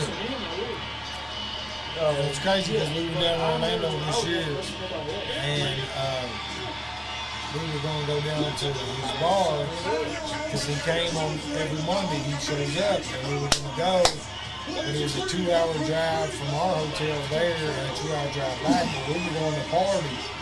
Didn't want to drive 2 hours back after drinking, so we didn't go. But now we regret that we didn't go. Mike Elmore said from YouTube, he said, you guys ever talk about Canada's most entertaining wrestling promotion, Mystery Wrestling? Well, this is our first time hearing about it. Tell us about Mystery Wrestling. Yeah, tell us about it. What is it now? It's called Mystery Wrestling. It's up there in Canada. Where? Canada? Yep. Nice. We already know about Colorado thanks to our man there, Primo's Premier Pro Wrestling. They got some great wrestling up there. We got to give our flowers to Canada. They've produced so many great wrestlers. Canada. Yep. There's a lot of wrestlers you don't realize that are from Canada. Yep. And one of the greatest ones, Bret Hart. Lance Storm, he don't get his flowers. So I want to know whatever happened to the Hart Dungeon. Do they still run it? I think that it's ran now by Natalia, but she only does it once in a while. Yeah, no, Stu hasn't done anything with it probably since the early 90s. Stu's dead. Well, yeah, but he hasn't probably trained anybody. They didn't have. Yeah, that's true. 90s. Because he's gone. So you gotta think the only one that can carry on the dungeon. Was so good. Oh, He man, was. great. He's really unbelievable if you watch him. He's And the all fact over that- the place and works life and puts people over He was my favorite. And it's- growing up. beefcake shit though. I don't care. Have you Yeah, guys- have you Beefcake guys seen the sucks. No Holds Barred movie? Yes, Okay. yes, great. So you guys know about Zeus and all right. Debo. Yeah, I've actually been trying to find it on VHS because I found that thing and I'm trying to get 10 or 20 VHS movies just to keep. Yeah. And I want to find that one, but I can't find it. That'd be a great one to find. Looking at Macho Man, you never would have guessed. Now Is it he actually possible. is he actually cross-eyed? Who? He He's really got is. one Yep. eye that shoot- yeah. He really is cross-eyed, and he really will put you inside a bear hug if you ask him to. He was just he's just he was just a celebrity though. He wouldn't really Yeah. But looking at Macho Man, you wouldn't have guessed that he used to steal steaks here in Kentucky. My uncle actually is the one that arrested him and took him to jail. Nice. Uncle Bob. And my dad shared a jail cell with him at that point too, and that's before Macho Man became well known in WWF. Just looking at him, you wouldn't have guessed that. Hell, my family, I wouldn't have guessed was setting up rings for Danny Fargo at one point,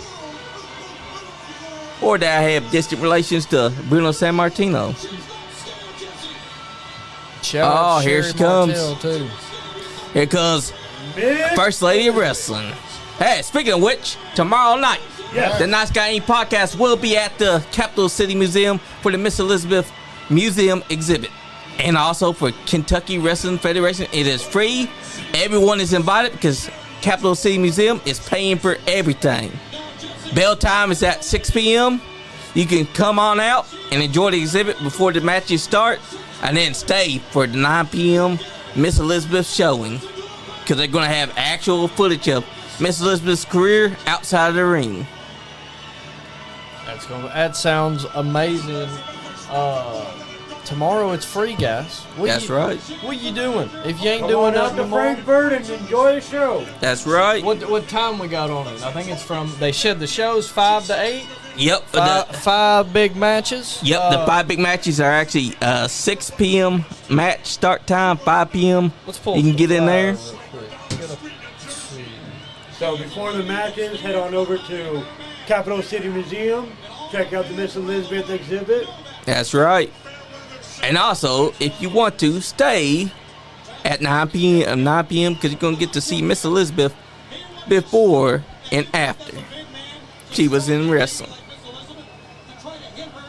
Oh, look at it. They're hugging. He's giving a strategy. Shout out to Sherry Martel, though. You can't take anyone away from Sherry. Look at Zeus. He's shrugging it off. Hulk Hogan can't do nothing against this man.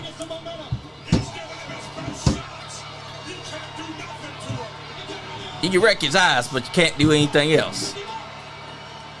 Look at that. 2 big clubs take Hulk Hogan down. He literally had no moves. Yep. But that didn't matter because you invested in what he was doing. To you, what he was doing felt like a monster was taking on your hero. Like all he had to do was that. And it sold the crowd on this guy being a monster that Hulk Hogan could not overcome. This is a monster that came from No Holds Barred into the real world and is out to kill it. Hogan is working himself. Yep. Meanwhile, all Zeus has to do is club him and look tough. Just stand there, and Hogan will bounce off of you. Yep, and when he does the clubs, just to bring your arms down, Hulk Hogan will do the rest. And now, Macho Man is tagged in. Let me work a little bit. Yep, because he's got to rein it back in because he knows that Zeus is limited. Up to the top rope. Double axe handle. Bam! Got it. Classic Macho Man. He's so good. He is. You know, I was real good friends with Sherry. Nice. And also, Sherry used to change in front of the boys. She didn't give a fuck. I hung with Sherry. I did,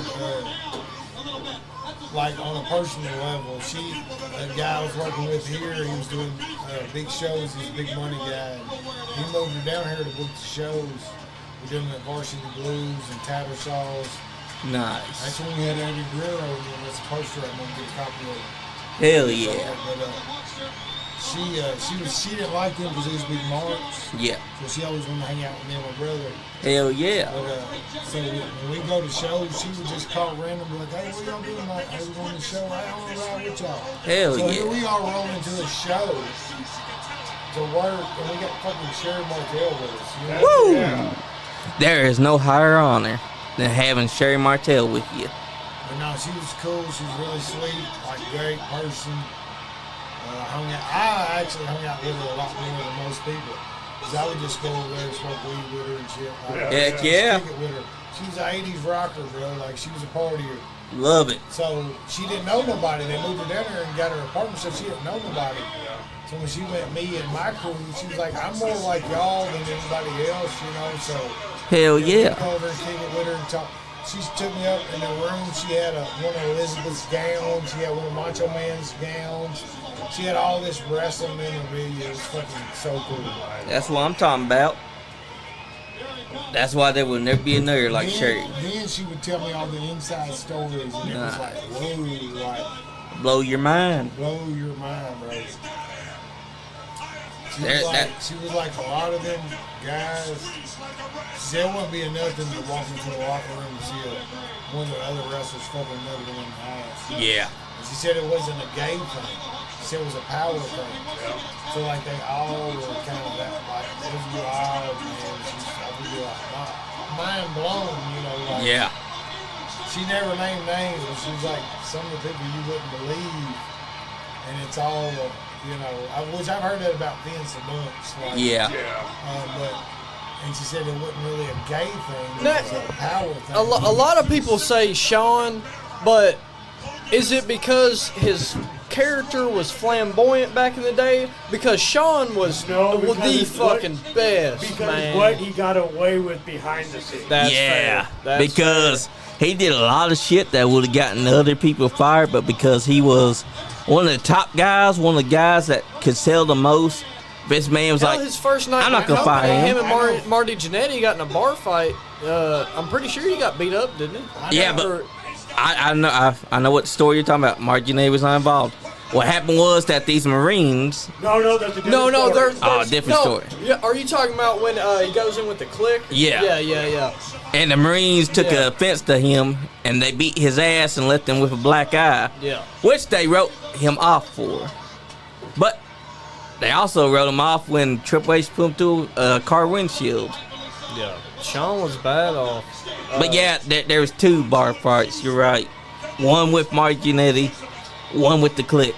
The Click one is the most famous one because he got targeted because he looked good and he was flirting with the Marines girls. Oh, I gotta give another shout out. We had somebody from Kentucky on that stage for Hulk Hogan's tribute. Shout out to Marty Clay. That's Shout out right. Marty Clay. Big Marty He was Clay. on the stage for Hulk Hogan's Hell tribute. yeah, he was. Well deserved. What's up, Mom? Hello, Miss Mary. But you know what? That's well deserved because Hulk Hogan deserved 3 shows that paid tribute to him. Nobody in the history of professional wrestling made as big an impact as Hulk Hogan. Ric Flair is close to that, but he is not where Hulk Hogan was. Hulk Hogan had a mystique about him that had people believing that this man was a superhero, that he was the guy But he that was. Back then he was. Like he basically was. He fought, Mary, I gotta know how big of a Hulkamaniac was Lil Johnny. Was Lil Johnny terrorizing, flexing, ripping shirts? Hey, even today I still rip shirts. Last year I ripped a shirt that had a collar with it because if you're strong enough, you can rip that collar I'm without wondering no how many hint. times she walked in on little Johnny giving love to other little Johnny. That's where we're at.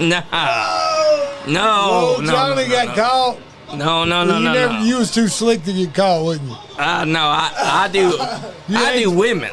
No, you know, little Johnny. You know, with the Playboy. Oh bag, no. You know. I mean, yeah. Right. I still have my Playboys too and Hustler. Did you ever get caught though by Mama Johnny? No, Okay, that's a good thing. because you got to be slick with You it. gotta be slick with it. You gotta be slick You with gotta make sure that nobody's gonna walk in on you because you don't want an embarrassing feat like that to happen.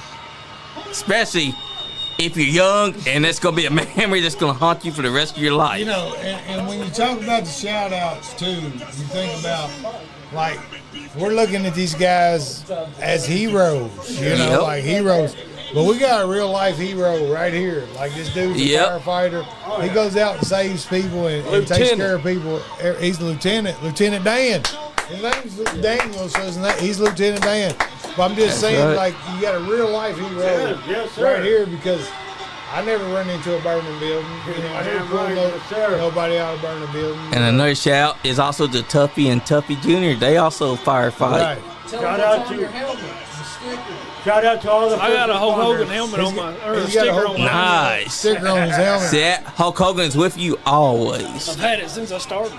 That's right. And That's your lucky Brandon's charm. cool. He likes little dudes, but he's cool. Hey, at least he. What? I got a I story. mean, he's not allowed within 1,000 yards of a school or what's called, but that's a different story. It's because the mustache, wasn't it? It's because the mustache. It's the Shooter McGavin porn star mustache, I think. See, I told you about that, doing the Shooter McGavin stuff to people. They said it's either a porn stash or a pedo stash. It's Right. in between the lines. Right, so it's a fine line. So just stay away from schools is all I'm telling you. Hey, I got a story though.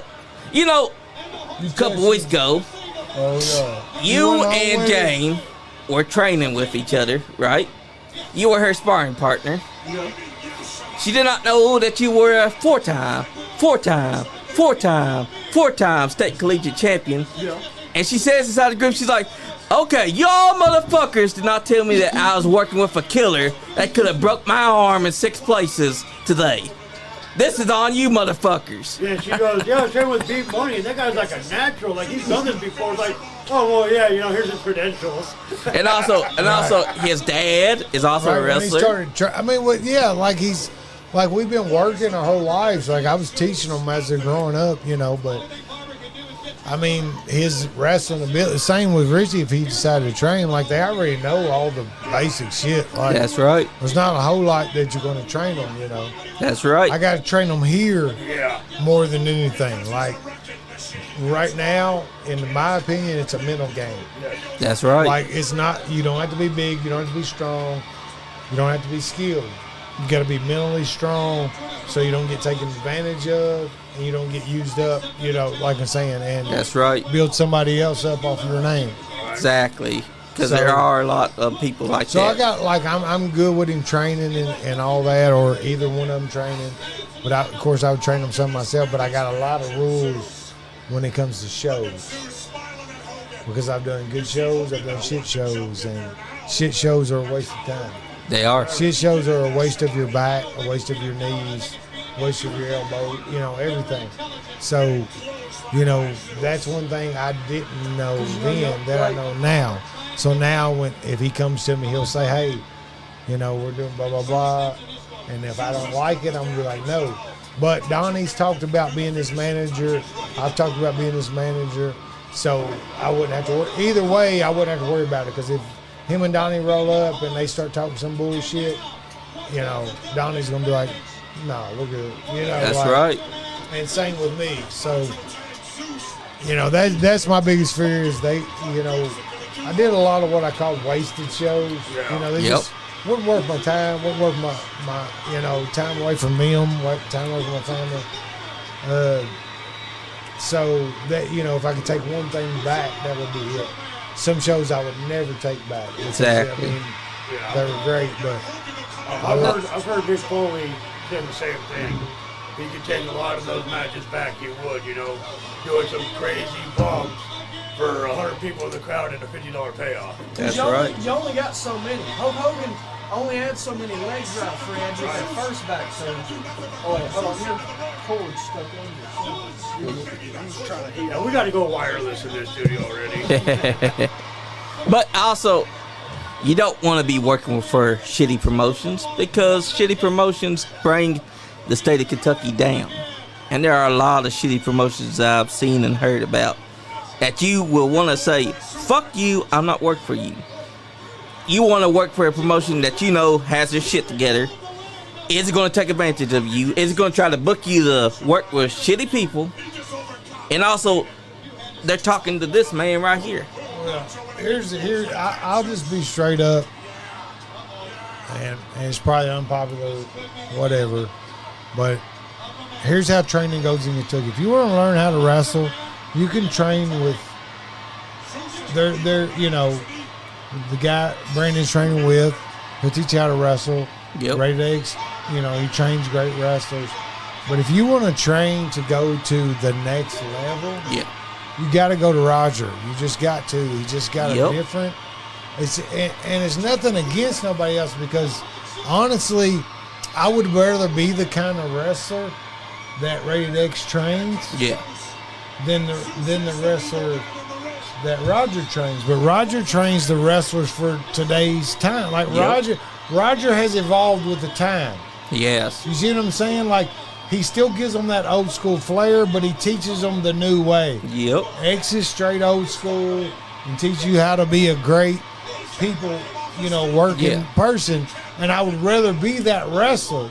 But what sells today is the other wrestler. You see Yeah. what I'm saying? Like we're like the last of the Cowboys. They don't Yeah. want us no more. They want this new flipping and flopping and kicking dude in the shin with your hands in your pocket, all that goddamn But I bullshit. will They want say that And to me, it's like it ain't worth watching. Like I literally don't watch it unless Brendan says, "Hey, such and such is gonna be on there. Here's the pay-per-view. Such and such is gonna be on there." I don't watch it, and I hate that because my Yep. whole world, dude. I watch wrestling 5 nights a week. You know what I mean? Saturday morning, Sunday they Yep. had WWE on in the morning. Yep. And then Monday Night Raw, Tuesday night, all the shit, Yep. And it just ain't worth watching no more. The best ones to watch right now would be Gunther because Yes. he realizes less is more, and Right. that style still I like gets him. over. I like him a lot. Definitely one of the people that I enjoy watching. Like I also like CM Punk because he also follows the less is more strategy. Like he understood. That's something that a lot of wrestlers today could have learned. Another one that was Braun Breaker. Yep. Like Man. Braun Breaker. Braun Breaker is the future Yes. of wrestling. Yes. Period. Greatest spear in the game. Dude, he is the future. He is a fucking machine. He's raised by 2 fucking legends. Like he's he's just the future. Oh, Sherry Martel goes down because Miss Elizabeth just slapped the taste out of her mouth. He's raised by real wrestlers. Huh? He's raised by real wrestlers. Right. And he was a real wrestler. Yeah, he has like the you guys. fundamentals. And also, Right. He was legit. He was a 3-sport athlete in high school. He did baseball, wrestling, and football. and that's like Kurt Angle. Kurt Angle took to wrestling real quick, and he was an Olympic wrestler. He won a Look, I mean, Olympic medal. Nobody really likes him, but look how quick Logan Paul Yeah. learned how to wrestle. Hey, I respect him because, Hey, look, if you look at that, that's a weave right there. yep, Well, they just cut. That's why they got that silver on the top. The silver on the top lets them Yep. know where her real hair yep. starts. That reminds me of something that I watched last night. No, that whole top is a weave. That's Last what it night is. I was watching this video that showed that Jeff Jarrett's head may have been shaved, but it was shaved prior to the show, and they just put hair and they put the head. X-Pac put the shears against the head, and they were making it look like he was getting shaved. And they say action, then he's like, drops the hair. Johnny, if you give these boys any advice in the world, what would it be? Work less is more. Because Beard. Come on, Johnny. The beard. well, if you're going to have a beard, No, a beard. a beer, Beard. What's it taste like? Tastes Well, great, right? Men like it beer does and they taste like- great. It does taste great. Come on. But you know what else tastes great? Pussy. But if that pussy does not taste great and it stinks, guys, fellas, I'm telling you, stay away from that dirty pussy and go for the beer Stick because with the it'll beer. save your life. Too sweet to be on that one, though. Too sweet. Famous words. We should have that like engraved. up. Yeah. Because it is the truth, because there has been a lot of smelly kitties. Gentlemen, What do you do when you approach a smelly kitty? If I approach a smelly guy, I tell her, you can give me a blowy, but I'm not eating you down. boys, I'll put it like this. If it smells like chicken, keep a licking. That's If it right. smells like trout, Get the hell away. Because let me tell you, the beer is so much better than that. At least you're not going to be dying and vomiting from smelling it. What kind of beer you gotta get? How bad? Jack Daniels. What's the worst What one? kind of beer, Jack Daniels? What's the worst one you That's ever the beer. smelled, Johnny? Well, It's got. If it's worse and it smells like How death, bad was the worst one you ever smelled personally, though? it smelled like death. I vomited, and I realized, no, I gotta go. I'm not eating this. No more. You was already on it. Yep, Don't lie, I you still got it out of there. You was on it and came off of it. Yeah, as soon as I smelled it, I was like, Then okay. it was on your beard. Yeah, and I had to wash my fucking face. I was like, oh God, no. That's the worst feeling too. You get down there, you thinking, yeah, I'm gonna get to eat it. I think she's hot, but then you smell it, and you realize, oh God damn, it's all over my face. And now I gotta get the bleach, and I gotta bleach my damn beard. Woo! That's up, why you Chucky stick to the Smooth? beard. Chucky Smooth. Next subject. What you got? You My got guys. some advice for Chucky Smooth? Hey, Chucky. No, don't. We don't need that. Listen, Chucky. Hold on. Let him finish. He's got. Listen, Chucky. No. If you're ever gonna have beer, and you love beer, but you also love the taste of pussy, if it starts smelling, my fella, stay away from it and just stick with the beer, cause it'll save your life. All right, Chucky Smooth. What we talking about? Chucky Smooth. Oh, I remember when Uncle Al turned on him. I was heartbroken. That was a bad day. Everybody When I loves turned to on turn him? on. No, when Uncle Al turned on Chucky Smooth, Oh, yeah. they were together for forever. Yeah, that was a great tag. Him and Al was a good tag. Chucky Smooth has always said on the podcast when he comes on there, just for Elvis, always, fuck Al Steele. Because Al Steele turned on him more than anyone. Everyone turned on Chucky Smooth when they want good Oh heat. yeah. Al Steele. Yeah, 'cause everybody loved him. Kentucky's Like- #1 or Kentucky Wrestling's #1 prick. Oh, damn. Chucky Smooth already ate a smelly pussy. He said, too late. Oh, God, no. He should have stuck with the what, Johnny? Yep, he should have stuck with the beer because, woo. He don't drink beer. That's probably why he done it. He kept on eating. He Exactly. don't drink beer. He drinks bourbon. Exactly. He said fuck it. He said fuck it. He fucked it. He went in. Oh man. But everyone, like someone recently took offense to me saying that Chucky Smooth was the John Cena, because in a way he was like Right. MWA's John Cena. He was. And the guys like, no, we were all John Cena. It's not just Chucky. I'm like, no. Chucky was it. Chucky had the charisma and the shit like John Cena. I didn't wash my fucking arm for weeks when Chucky Smooth would sign my arm. I wouldn't Exactly. wash my arm for weeks. Exactly, and that's why when I say Chucky was the John Cena of MWA, I meant because anytime you want good heat, you turn the fuck on Chucky Smooth because he was the ultimate babyface. He was the guy that the fans loved to cheer for. And Birdman, baby. yep, Coco Beware. I So love good. it. He is. He was great, man. A lot of people don't give him his flowers. He wouldn't get no rub because he was black, man. I mean, just call it what it is. Back in the day, it was real Yep. racist. You know, It was. They wouldn't let the black guys get a rub, man. But he always 'Cause you got over I mean, you fans. got Butch Reed, he was actually during his time, he was one of my very favorite wrestlers. I love the natural Butch Reed, and he just couldn't get a rub, man, just because of that. That's I right. always liked And the then Junkyard Booker Dog. T kind of broke that mold, you know. Booker T was the first one that And Farouk was people also like, man, quit fucking denying him. He is fucking good. Like, he needs to be the champ. Yeah, And Booker it's- T should have got more than he got. Right. He And was it's only all- 5-time champ, but he should have been. But it was weird because he was great in WCW. Yes. But when he come to WWE, he wasn't as good. No, I That's didn't right. understand it. It was like it was more commercial when he come to WWE. When he was just a worker in WCW, and he could fucking work. Did he do that fucking Harlem Hangover, man? Yep. Ain't nobody else can do that. Nobody dude. Like, could. And that missile drop kick, like He Yep. wanted to go. And his scissors kick. Right, You all can't of deny it. all of his shit was so good. That's why he had to leave his brother because he was so Yep. good. Like they're like, bro, we got to push you. That's right.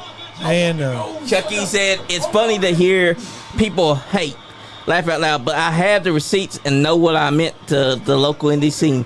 Was glad to be a part of it and to give back. Who That's said that? right. what did he say? He said, it's funny to hear people hate, laugh out loud, but I have the receipts and know what I meant to the local indie scene. Oh, Was yeah. glad to be a part of it and to give back.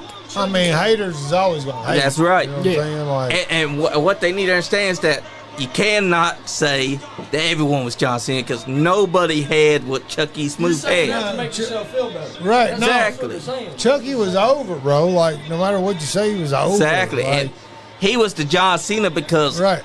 no one else inside the NWA had as much as John Cena feels he did. I mean, this man right here wouldn't wash his arm for a long time after it got signed. I still That want right one there. of them jackets. Oh, still want the jacket. Yeah. Still want the damn jacket. The fur coat that he come out with, that's like John Cena and his jorts. He would not go anywhere without the jorts. He even to the say, even as a heel, he still wears the jorts. That's what Chucky Smooth and the fur coat was about, because even when he went heel, he was still inside the fur coat, because that is the John Cena of the NWA. And know what? man, Going off of what Chucky Smooth just said, and I'm gonna give you this advice going into your career: embrace your haters. that's right. Your haters will make you famous. There's no such thing as bad publicity. I've always said. If somebody's talking about you, don't matter what they're saying, they're talking about you. And they're getting your name out there. Well, Love your haters. What I've always said is a comment is still a comment. Yes, sir. No matter what, a view is still a view. A like is still a Well, like. here's the thing. Your haters will actually call out your flaws. Your fans won't. Your fans will say, "Oh, you're great," no matter what. That's you do. right. Your haters will be like, "Oh man, your punches look like shit." So then you'll go back and watch and be like, "Oh shit, I didn't work on my punches. I need to do that." And that's one helpful. of my favorite moves I used to do all the time. Nah. I would jump off and let somebody punch me in the stomach and do that I flip. love seeing that from $1 Million Man. I used to do it all the time. That's one of my Nice. favorites to do. I'd jump off the second with a double axe or with a Kamala chop, and they hit me in the stomach and I'd do the flip. Nah. I love that Nice. spot. I also like Mark Janae because that was another guy that could work back then. I actually stole. So basically, my move that I created, which people use it now today, was stole from $1 Million Man. It was a $1 Million Dream into basically a choke slam. The hibernator, like I Yep. grab them in $1 Million Dream is just choke slam. Yeah. So, I mean, and then now somebody uses. I think. Jinder Mahal. Yeah, somebody uses it. Jinder Mahal's. But that's think great. I I think mean, I wouldn't. I'm not even mad. I'm glad. But I created. They can say whatever they want. I didn't create the $1 Million Dream, but the You create the combination, hibernator, yes, 100%. and no one Yeah, can take that away. I hope everybody uses it because I created it. Exactly, and who knows? Someone will come back to the podcast, hear you say that, and when they see that move get done on the big leagues, they'll be like, But they can't do it like exactly, I do. they can't. They can't do it like I They do. can try, Yeah. but they won't. You It's kind of like how no one can replicate what Jake the Snake Roberts would do when he but did that's DT. probably the biggest waste of talent ever. Yep. Jay could have done anything he wanted to do. He could have been Hulk Hogan if he wanted to be. He could But have. he, the partying and all the other shit he loved more, And that was a life, man. A lot of those guys, bro, I was with them, like, they throw down. Yes, We they had did. one of the names come in for the weekend we did a 3-shot deal, and he hung with us for the weekend. He never slept, bro, the whole weekend. And he's a big name, huge name. Never slept. I'm like, bro, I gotta go to bed for a couple of hours. Wake up, 7, 8 o'clock in the morning, he's still going, still sitting right where I was. Hey, Like, for that- 3 days, brother. I'm like, how? That's like me and Dad that one time. Me and Dad back in 2015, we were drinking. Everyone else wanted to go to sleep, but we wasn't feeling tired. Like Johnny Lee. We're like, fuck it. We're gonna stay up. We're gonna do our thing. We continued drinking all the way into the morning hours. We didn't go to sleep until about 9 a.m. Or no, it was actually at 11 a.m. when we finally dozed off. We were up all the way from the day before to that time. Woo! So how many women you got right now, Johnny? Well, I got tons of them. They I bet. always come to me. They all looking at your video. They do. Especially know. that one where I was flexing my body at them. Right. Chelsea. I know, I almost you lost was my flexing woman. for Chelsea that day. Yes. Yeah, I almost lost her. You tried to take Yep. her from me. That's true. He almost lost her. Even when she came to the studio, he's like, "Oh God, no, we gotta go, Chelsea. You can't be looking no more." You can't be looking at Johnny Lee. She sent you some DMs after that, didn't she? Yep. Hey, Donnie Green has a hottie too. She loves you too, don't she? Yes, she does. Hey, I had to And move you're away way from her more of a- because hey, you're way more of a stud than him. hey, that's true. I mean, you're Johnny Lee. Exactly. Plus, I'm Superfly, He doesn't have the secret. and I wear the sequin. He don't got the secret.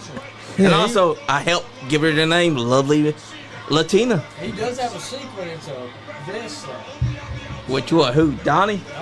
You know who inspired that? This guy.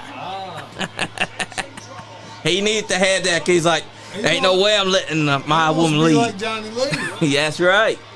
And you know what? Donnie Green is the man. But hey, he realized I gotta have sequin just like him. So now I'm gonna start sporting this sequin vest of mine. I'm like, well, you know who had that sequin vest before? Because I had a gold one. Yeah. Whew, I heard the ladies love it. I heard you told Hulk Hogan. Tell him to call in. Where's he at? Somebody tag that motherfucker. Yeah, Glenn Current. Tell him call in. I'm surprised they hasn't called in. I know. He's always watching Johnny Lee, That's right. trying to mimic and copy Johnny Lee. Exactly. And you know, Hulk Hogan died a week to this day because it was last Thursday and today is Thursday. There will never be another Hulk Hogan. There will Never. never be another Hulkamania like his Hulkamania. But it will live forever. That's right, because Hulkamania never dies. Hulkamania is the pinnacle of professional wrestling. Hulkamania is a way to live by. It is professional wrestling. That's Honestly, right. without Hulk Hogan, it wouldn't be as big as it is today. Hulkamania is It the would have died spirit. out. Damn It straight. never would have made it to what it was. It would have probably. Yeah, it might have, but it just looks a lot different. Right. It Damn looks straight. a lot smaller scale. Yes, sir. There wouldn't have been 92,000 people even to show up and see the Macho Man versus Andre the Giant. They just wouldn't have done it. That's it was right. only Hogan. That was the only spot, the only person you could put to believe that they could maybe beat the Giant was Hulk Hogan. That's right. But even before that, I don't think they would have had enough money to keep it afloat without him. That's right. He made it a mega Oh, he billion. generated a Here's lot the of thing. money. Here's the thing. Dave Meltzer gave that match a negative 4-star rating. Man, fuck Dave Andre Meltzer. Hogan, WrestleMania 3, negative 4 stars. Well, you know what I gotta say to him? Now, well, hold on. None of his 5-star matches, and certainly not his 7-star matches, drew 93,000 motherfuckers. That's right. Who did that? Dave Meltzer. Dave Metzler? Yep. He can eat a fat baby's dick. And you know what?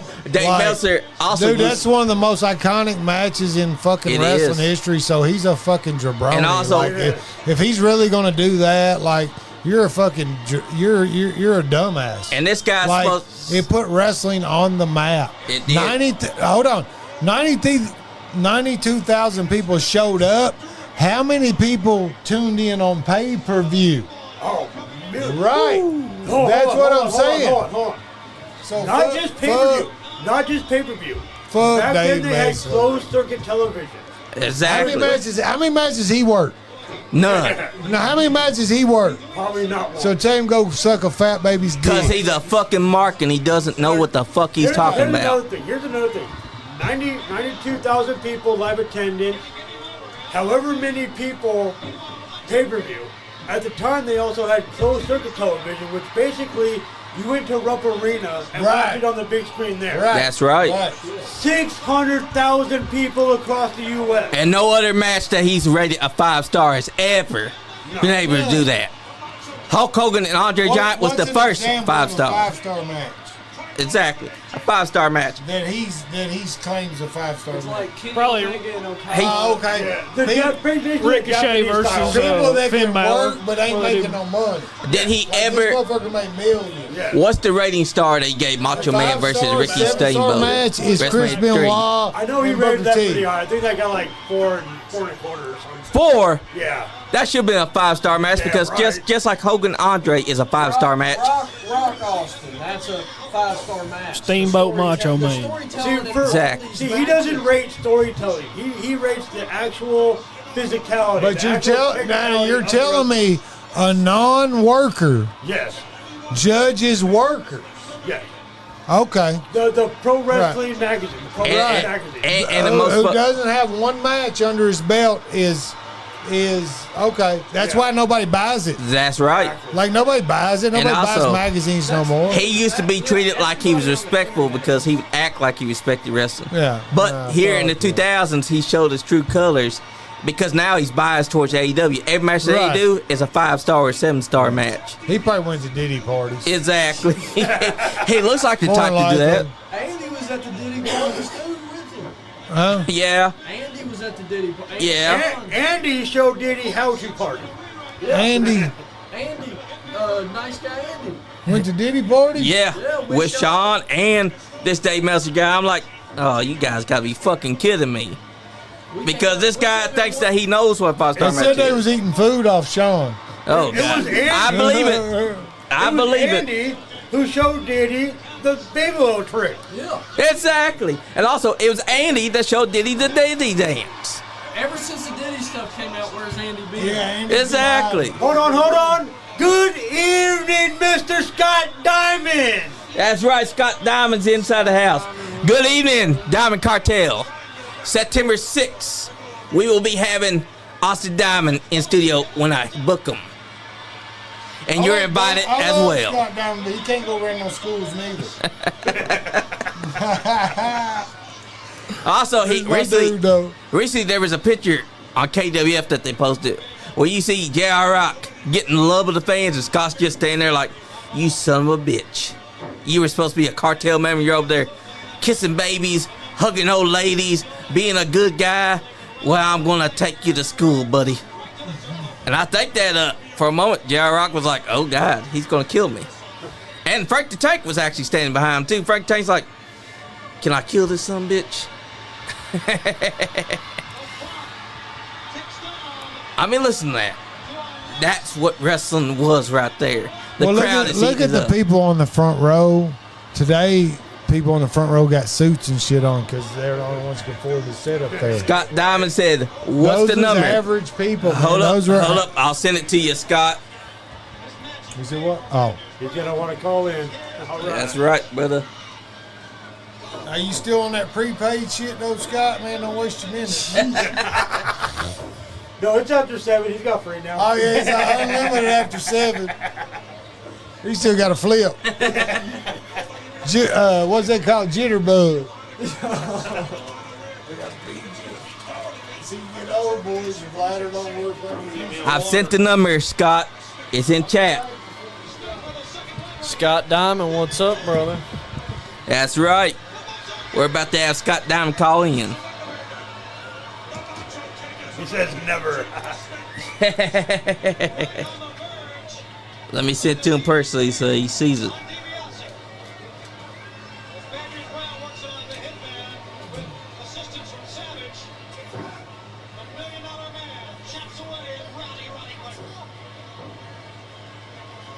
All right, Scott, there's the number inside the thing.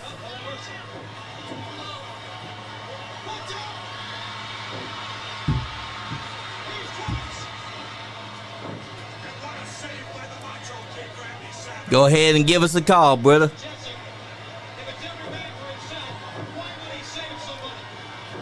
Look at that. That is how you work the crowd. Every punch, every stance matters.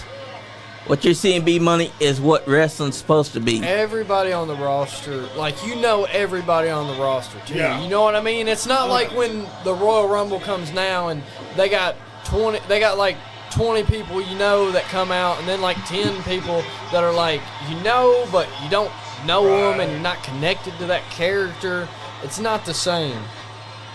Now you knew There's a pop for everybody. You know what I mean? You either loved them with all your heart or hated them with all your guts. Yeah. Everybody in that ring. Everybody got a pop, pretty much. You know what I mean?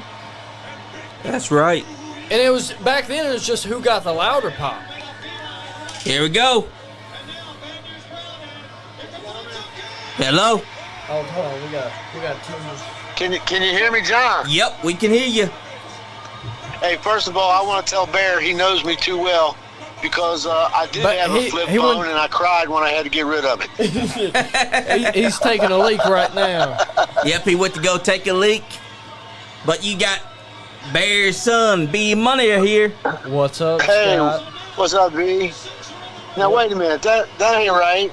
Because now that just blows it. I wanted Bear to hear that. You're No, right. when Scott Diamond comes out, he thinks it's the popcorn match, and he goes and gets popcorn. But in this case, he's playing with his own corn. He's over there shaving the cob. Hey, September 6th, I want to get you in Austin Diamond studio to talk about what happened August 8th, because I'm telling you, man, I know with great faith that Austin Diamond is going to add that championship to the family name. I'll tell you, as a wrestler and a manager, I have held over 200 championships. And with Austin coming up, if he stays on the path that he's on right now, he will surpass that amount, I have no doubt. That's right. You know what? Bmoney's going to be getting inside there soon, too, because, man, from what I've been hearing, he's been tearing it up. He's getting to it like quick fried rice. Well, John, about a month ago, Bmoney and Austin and JR Rock, Al and Bear, actually Donnie Green showed up. We had a great workout session, and Bmoney's doing a hell of a job. You know, if he too, you know, he's going to be one of the up and rising stars, second generation, born into this business. So he has the same as Austin has. They have an advantage not every guy and girl that comes into the business has. When, you know, like Bmoney, when you have your uncle and your dad in the business, and like Austin, his dad's in the business when they came into this world, that's all they know. That's all right. they know. And I'm proud of him because me too. he's taken to it. I appreciate both you guys. Me too. Let me know when Bear gets back, though, because I want to rib him a little bit. Definitely going to let you know when Bear gets back. Bear had to go and take a leak right when you were going to call. Well, I have it on good authority. Even though he's in there shaving the cob, I know he's really a fast kind of guy, and I ain't talking about running, if you know what I mean. That's right, brother. What's Austin? I'll What's tell you Austin? something else, Johnny. Tomorrow night, Kentucky Wrestling Federation. Yeah. AWF. We all seen what happened when Scott Diamond came out of retirement and stepped into the ring at the very first Kentucky Wrestling Federation event. I had not only a young guy in his 20s come out, wanted to kill Scott Diamond. Of course, you know, if he'd have put his head into that ring, He would have gotten destroyed. hey, I would have contacted his next of kin and let them know where they could pick up the That's pieces. right. That's all that would have been left. Because I can tell you this, guys, Scott Diamond has had more than one occasion of people coming over the barricade and trying to get in the ring, and it's always ended up bad for them and never ended up bad for me. Sure has, because the rules of wrestling is you step over that barricade, you're fair game. You're fair game. And someone And I'll should- tell you, we faced some big guys, too. There was a guy in Corbin, Kentucky one time. You know, when Frank the Tank stands behind me, and, you know, for many years, JR Rock, too, we were the face of the tag team wrestling. When That's Frank the right. Tank and JR Rock stand behind me, you know, I was... We're on a call. We got Austin Scott made the Diamond. comment about I always had people doing my bidding. Well, I could do whatever I wanted to do because when guys like that stand behind you, there's no fear whatsoever in your body. That's right. But one time in Corbin, Kentucky, this guy, he was about the same size as Frank. He was in Corbin, so automatically he didn't like black fellas. Yeah. And buddy, let me tell you, we went out, we wrestled Wildcat Chris Harris that night in a tag match. We had 3 matches. Frank worked somebody in the first match. Nice. Yes, pull the foil off in the ring. Yes, for the crust. Sorry, gentlemen.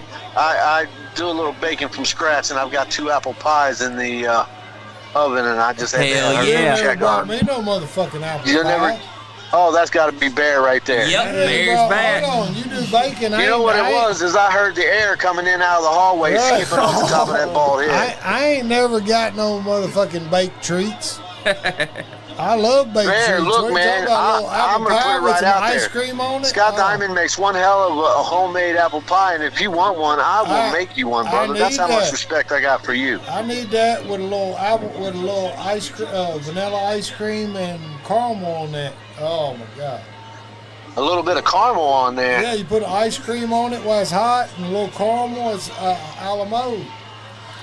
Damn, Bear, you're gonna make me go in here and pull it out of the oven early I'm and go ahead and telling start you, bro. chowing on it myself. Hey, don't forget, I was a fat fuck. I know how to eat. I'll make you one, man. Man, We'll get together and I'll make you one. I'm down, brother.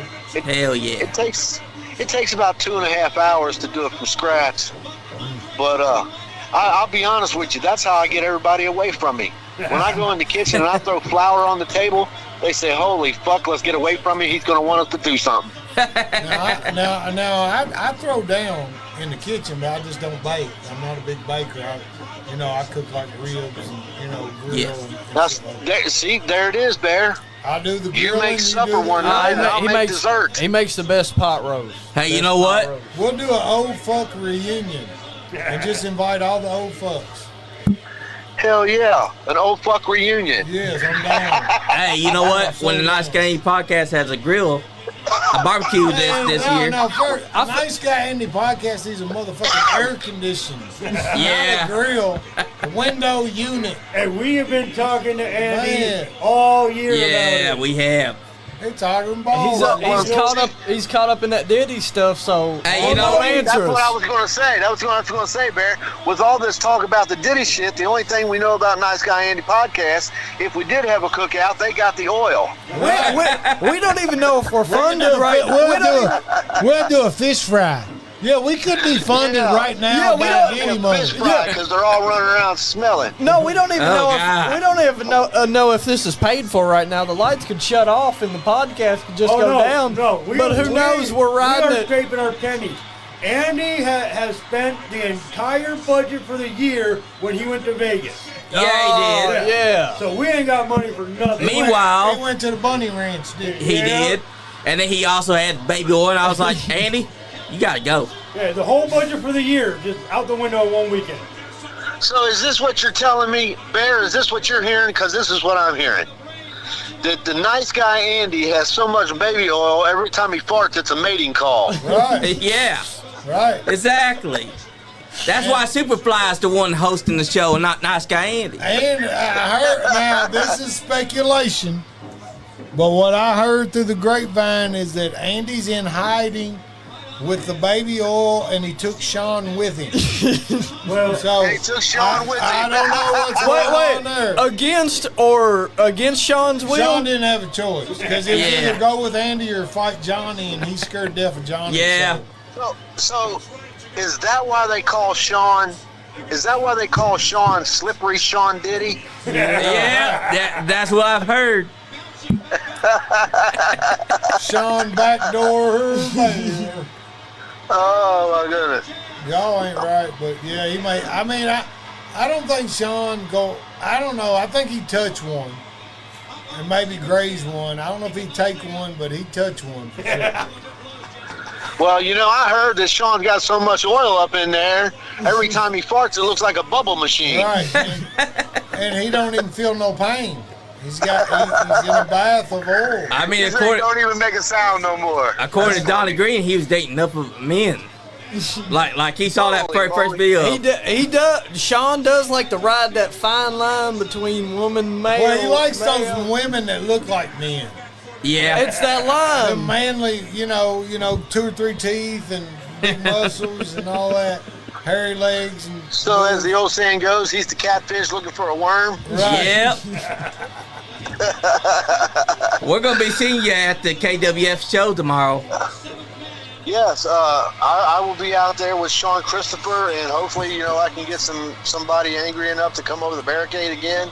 I'd like to see them get their heads kicked in. Damn, I ain't seen Sean Christopher in forever. I just wanted to shout a few things, and then I'll let you guys get back to it. I know you're watching the program and stuff, and I'm going to have to go pull these pies out. And, Bear, I am going to throw you an apple pie together, man. Brother, I need that. I need that in my life. Look, send me your number. When we get off of here, send me your number, and then I'll make it this week, and then I'll give you a call, and we'll meet up somewhere, and I'll bring it to you. Hell yeah, brother. But what I wanted to say, Johnny, real quick, is tomorrow night, the Capital City Museum, Kentucky Wrestling Federation, you'll be seeing guys like Sean Christopher, Scott Diamond, J.R. Rock, Austin Diamond will be there. It's a free show. It's at the Miss Elizabeth, the First Lady of Wrestling. She's right here from Frankfort, Kentucky. Yep. Rest her soul. So it's at the Miss Elizabeth exhibit at the Capital City Museum tomorrow night, 6 o'clock. And then we're going Saturday, we're going to Tennessee for OWA. We're going to be doing some stuff down there. August the 8th, like you mentioned, All Pro Wrestling. We're going to be at the arena in the Southern Heavyweight Championship title tournament. So a lot of things going on. We're going back APW. We're going back to there in October, and then we're going back to Tennessee in October. So if you see Austin or Kentucky Wrestling Federation, JR Rock, and these guys on the marquee, go on and get over that show, especially, like I said, tomorrow, because it's a free show, and it's at the Miss Elizabeth exhibit, which everybody should go and see. Also, the other thing I wanted to say, I hope I embarrass Al, too, because he's going to say, I know that, and he's right. Al and Bear had one of the best tag teams going. I mean, everybody that got to work around them or with them learned something. I really wish that the Diamond Cartel and Al and Bear, we could have had a that would be program sick. with the Steels. Right. Unfortunately, We just I missed each other got to by work time. around them a lot, but the only match I ever got to do was one of the Steels. Was I had a match with Al one time for the Kentucky Championship at Wildcat Championship Wrestling, which I was fortunate enough to come out with the Duke. That was my first title that I won as a wrestler when I came to Kentucky. Nice. And I got to thank Al for it. And I got to tell you, I didn't beat him clean because there's no way I could have beat Al Steele clean ever. I probably couldn't beat him today clean. Great wrestler. Bear, great wrestler. I learned a lot from those guys. They had a great spot that they used to do with Nick. The inhaler spot, Right. which I've stole and used several times. That's just one of the things I learned from them. Class act guys, had a great tag team. My regret in Kentucky, Tennessee, West Virginia, and Ohio and whatnot was that I didn't have an opportunity to have an angle or a program with the Steels, because I think it would have been money. And when you talk about that and throws me back, I started thinking earlier today, I was just thinking about wrestling in general, and how is Solid Steel not in the Kentucky Hall of Fame? Like honestly, and Donnie Green, the Green, how are they not? Because some of the guys that are in there are great and well deserved, but not everyone in there is better than us. And I'm not even pulling my own chain. I'm just saying, man, we generated a lot of heat. We made some noise. We drew some crowds, and it's just I was ranked number 2 for years in the state of Kentucky, but the guy I was ranked under, I'm not gonna say his name because I love him, and he's great. He's a good wrestler, but I was better than him. He just took more bookings than I did. I wouldn't take bookings that I thought were shit shows. I just wouldn't do it. So it was Dale Bass, why ain't they in the Hall of Fame? I mean, I think a lot of guys are. Gentlemen, that's my timer. Nothing but much love, Al. Yes, sir, brother. Much respect. Send me your number. I'll get you a pie together this week, and I'll give you a ring, and we'll get together. Hell Johnny, yeah. B-Money, you guys, keep rocking it. I look forward to seeing you in the ring, B, and I'll see you guys tomorrow. Hell yeah, Yeah. brother. Much love, Diamond Cartel. That's right. My man. Diamonds are forever, baby. Yep. Diamonds are forever. That was Scott Diamond Cartels. And guys, can you believe it? We've been on here 2 hours and 13 minutes. Already? Yep. That's it, boys. Hey, I tell you, time flies when you're having fun. Right. We got to talk about Yeah. old school wrestling, Hulk Hogan, Undertaker, Rock, Stone Cold Steve Austin, all the greats that made wrestling what it is. But most importantly, the immortal Hulk Hogan, who, R.I.P. to him because he's still the GOAT of wrestling. Who wants to say their goodbyes first? Well, before we say goodbyes, man, I've been sitting there. I've been thinking. I was like, man, should I get my license one more time? And I actually come up with a match, like a match in my mind that would be 10 out of 10, and it's either me and Al or me and Donnie versus Chris and Scott. If Chris will get his license, or Al will get his, or Donnie will get his, I will get mine, and we can set that up. Chris and Scott versus Donnie and Al. I mean Donnie and Bear, or Al and Bear, Solid Steel. I'd be down. I want to see that. 100% down. I want to see that. I know we can show everybody what they're missing, like what they're not doing. Yes. I guarantee that if that happens, y'all outshine the entire card that's on that night. Right, and I would be down for that. But, You know how big that match would right, be? which I know Scott. I think Scott's still active-ish. Of course, Donnie or Al would probably jump right on. I mean, we could even do a 6-man and do Scott, Chris, and the Patriot versus Donnie, Al, and Bear. Yes. Perfect. Like, I'm down. But it's got to be big. Like, it can't just be like a random show. Like, It's got to be built it up. would have to be big for me to do it. But I would be down to do that. I'd love to see it get built up and then the big blow-off match between y'all. Because if it's built up the right way and y'all build that repertoire and that personal moment for it like Hulk Hogan and Andre did, Right. That's gonna be a I'd say fire. You do 3 singles matches. So you put me with Chris. You put Al and Larry, and then you put Donnie and Scott together first. Yep. And then you do the tag match. It'd be great. exactly.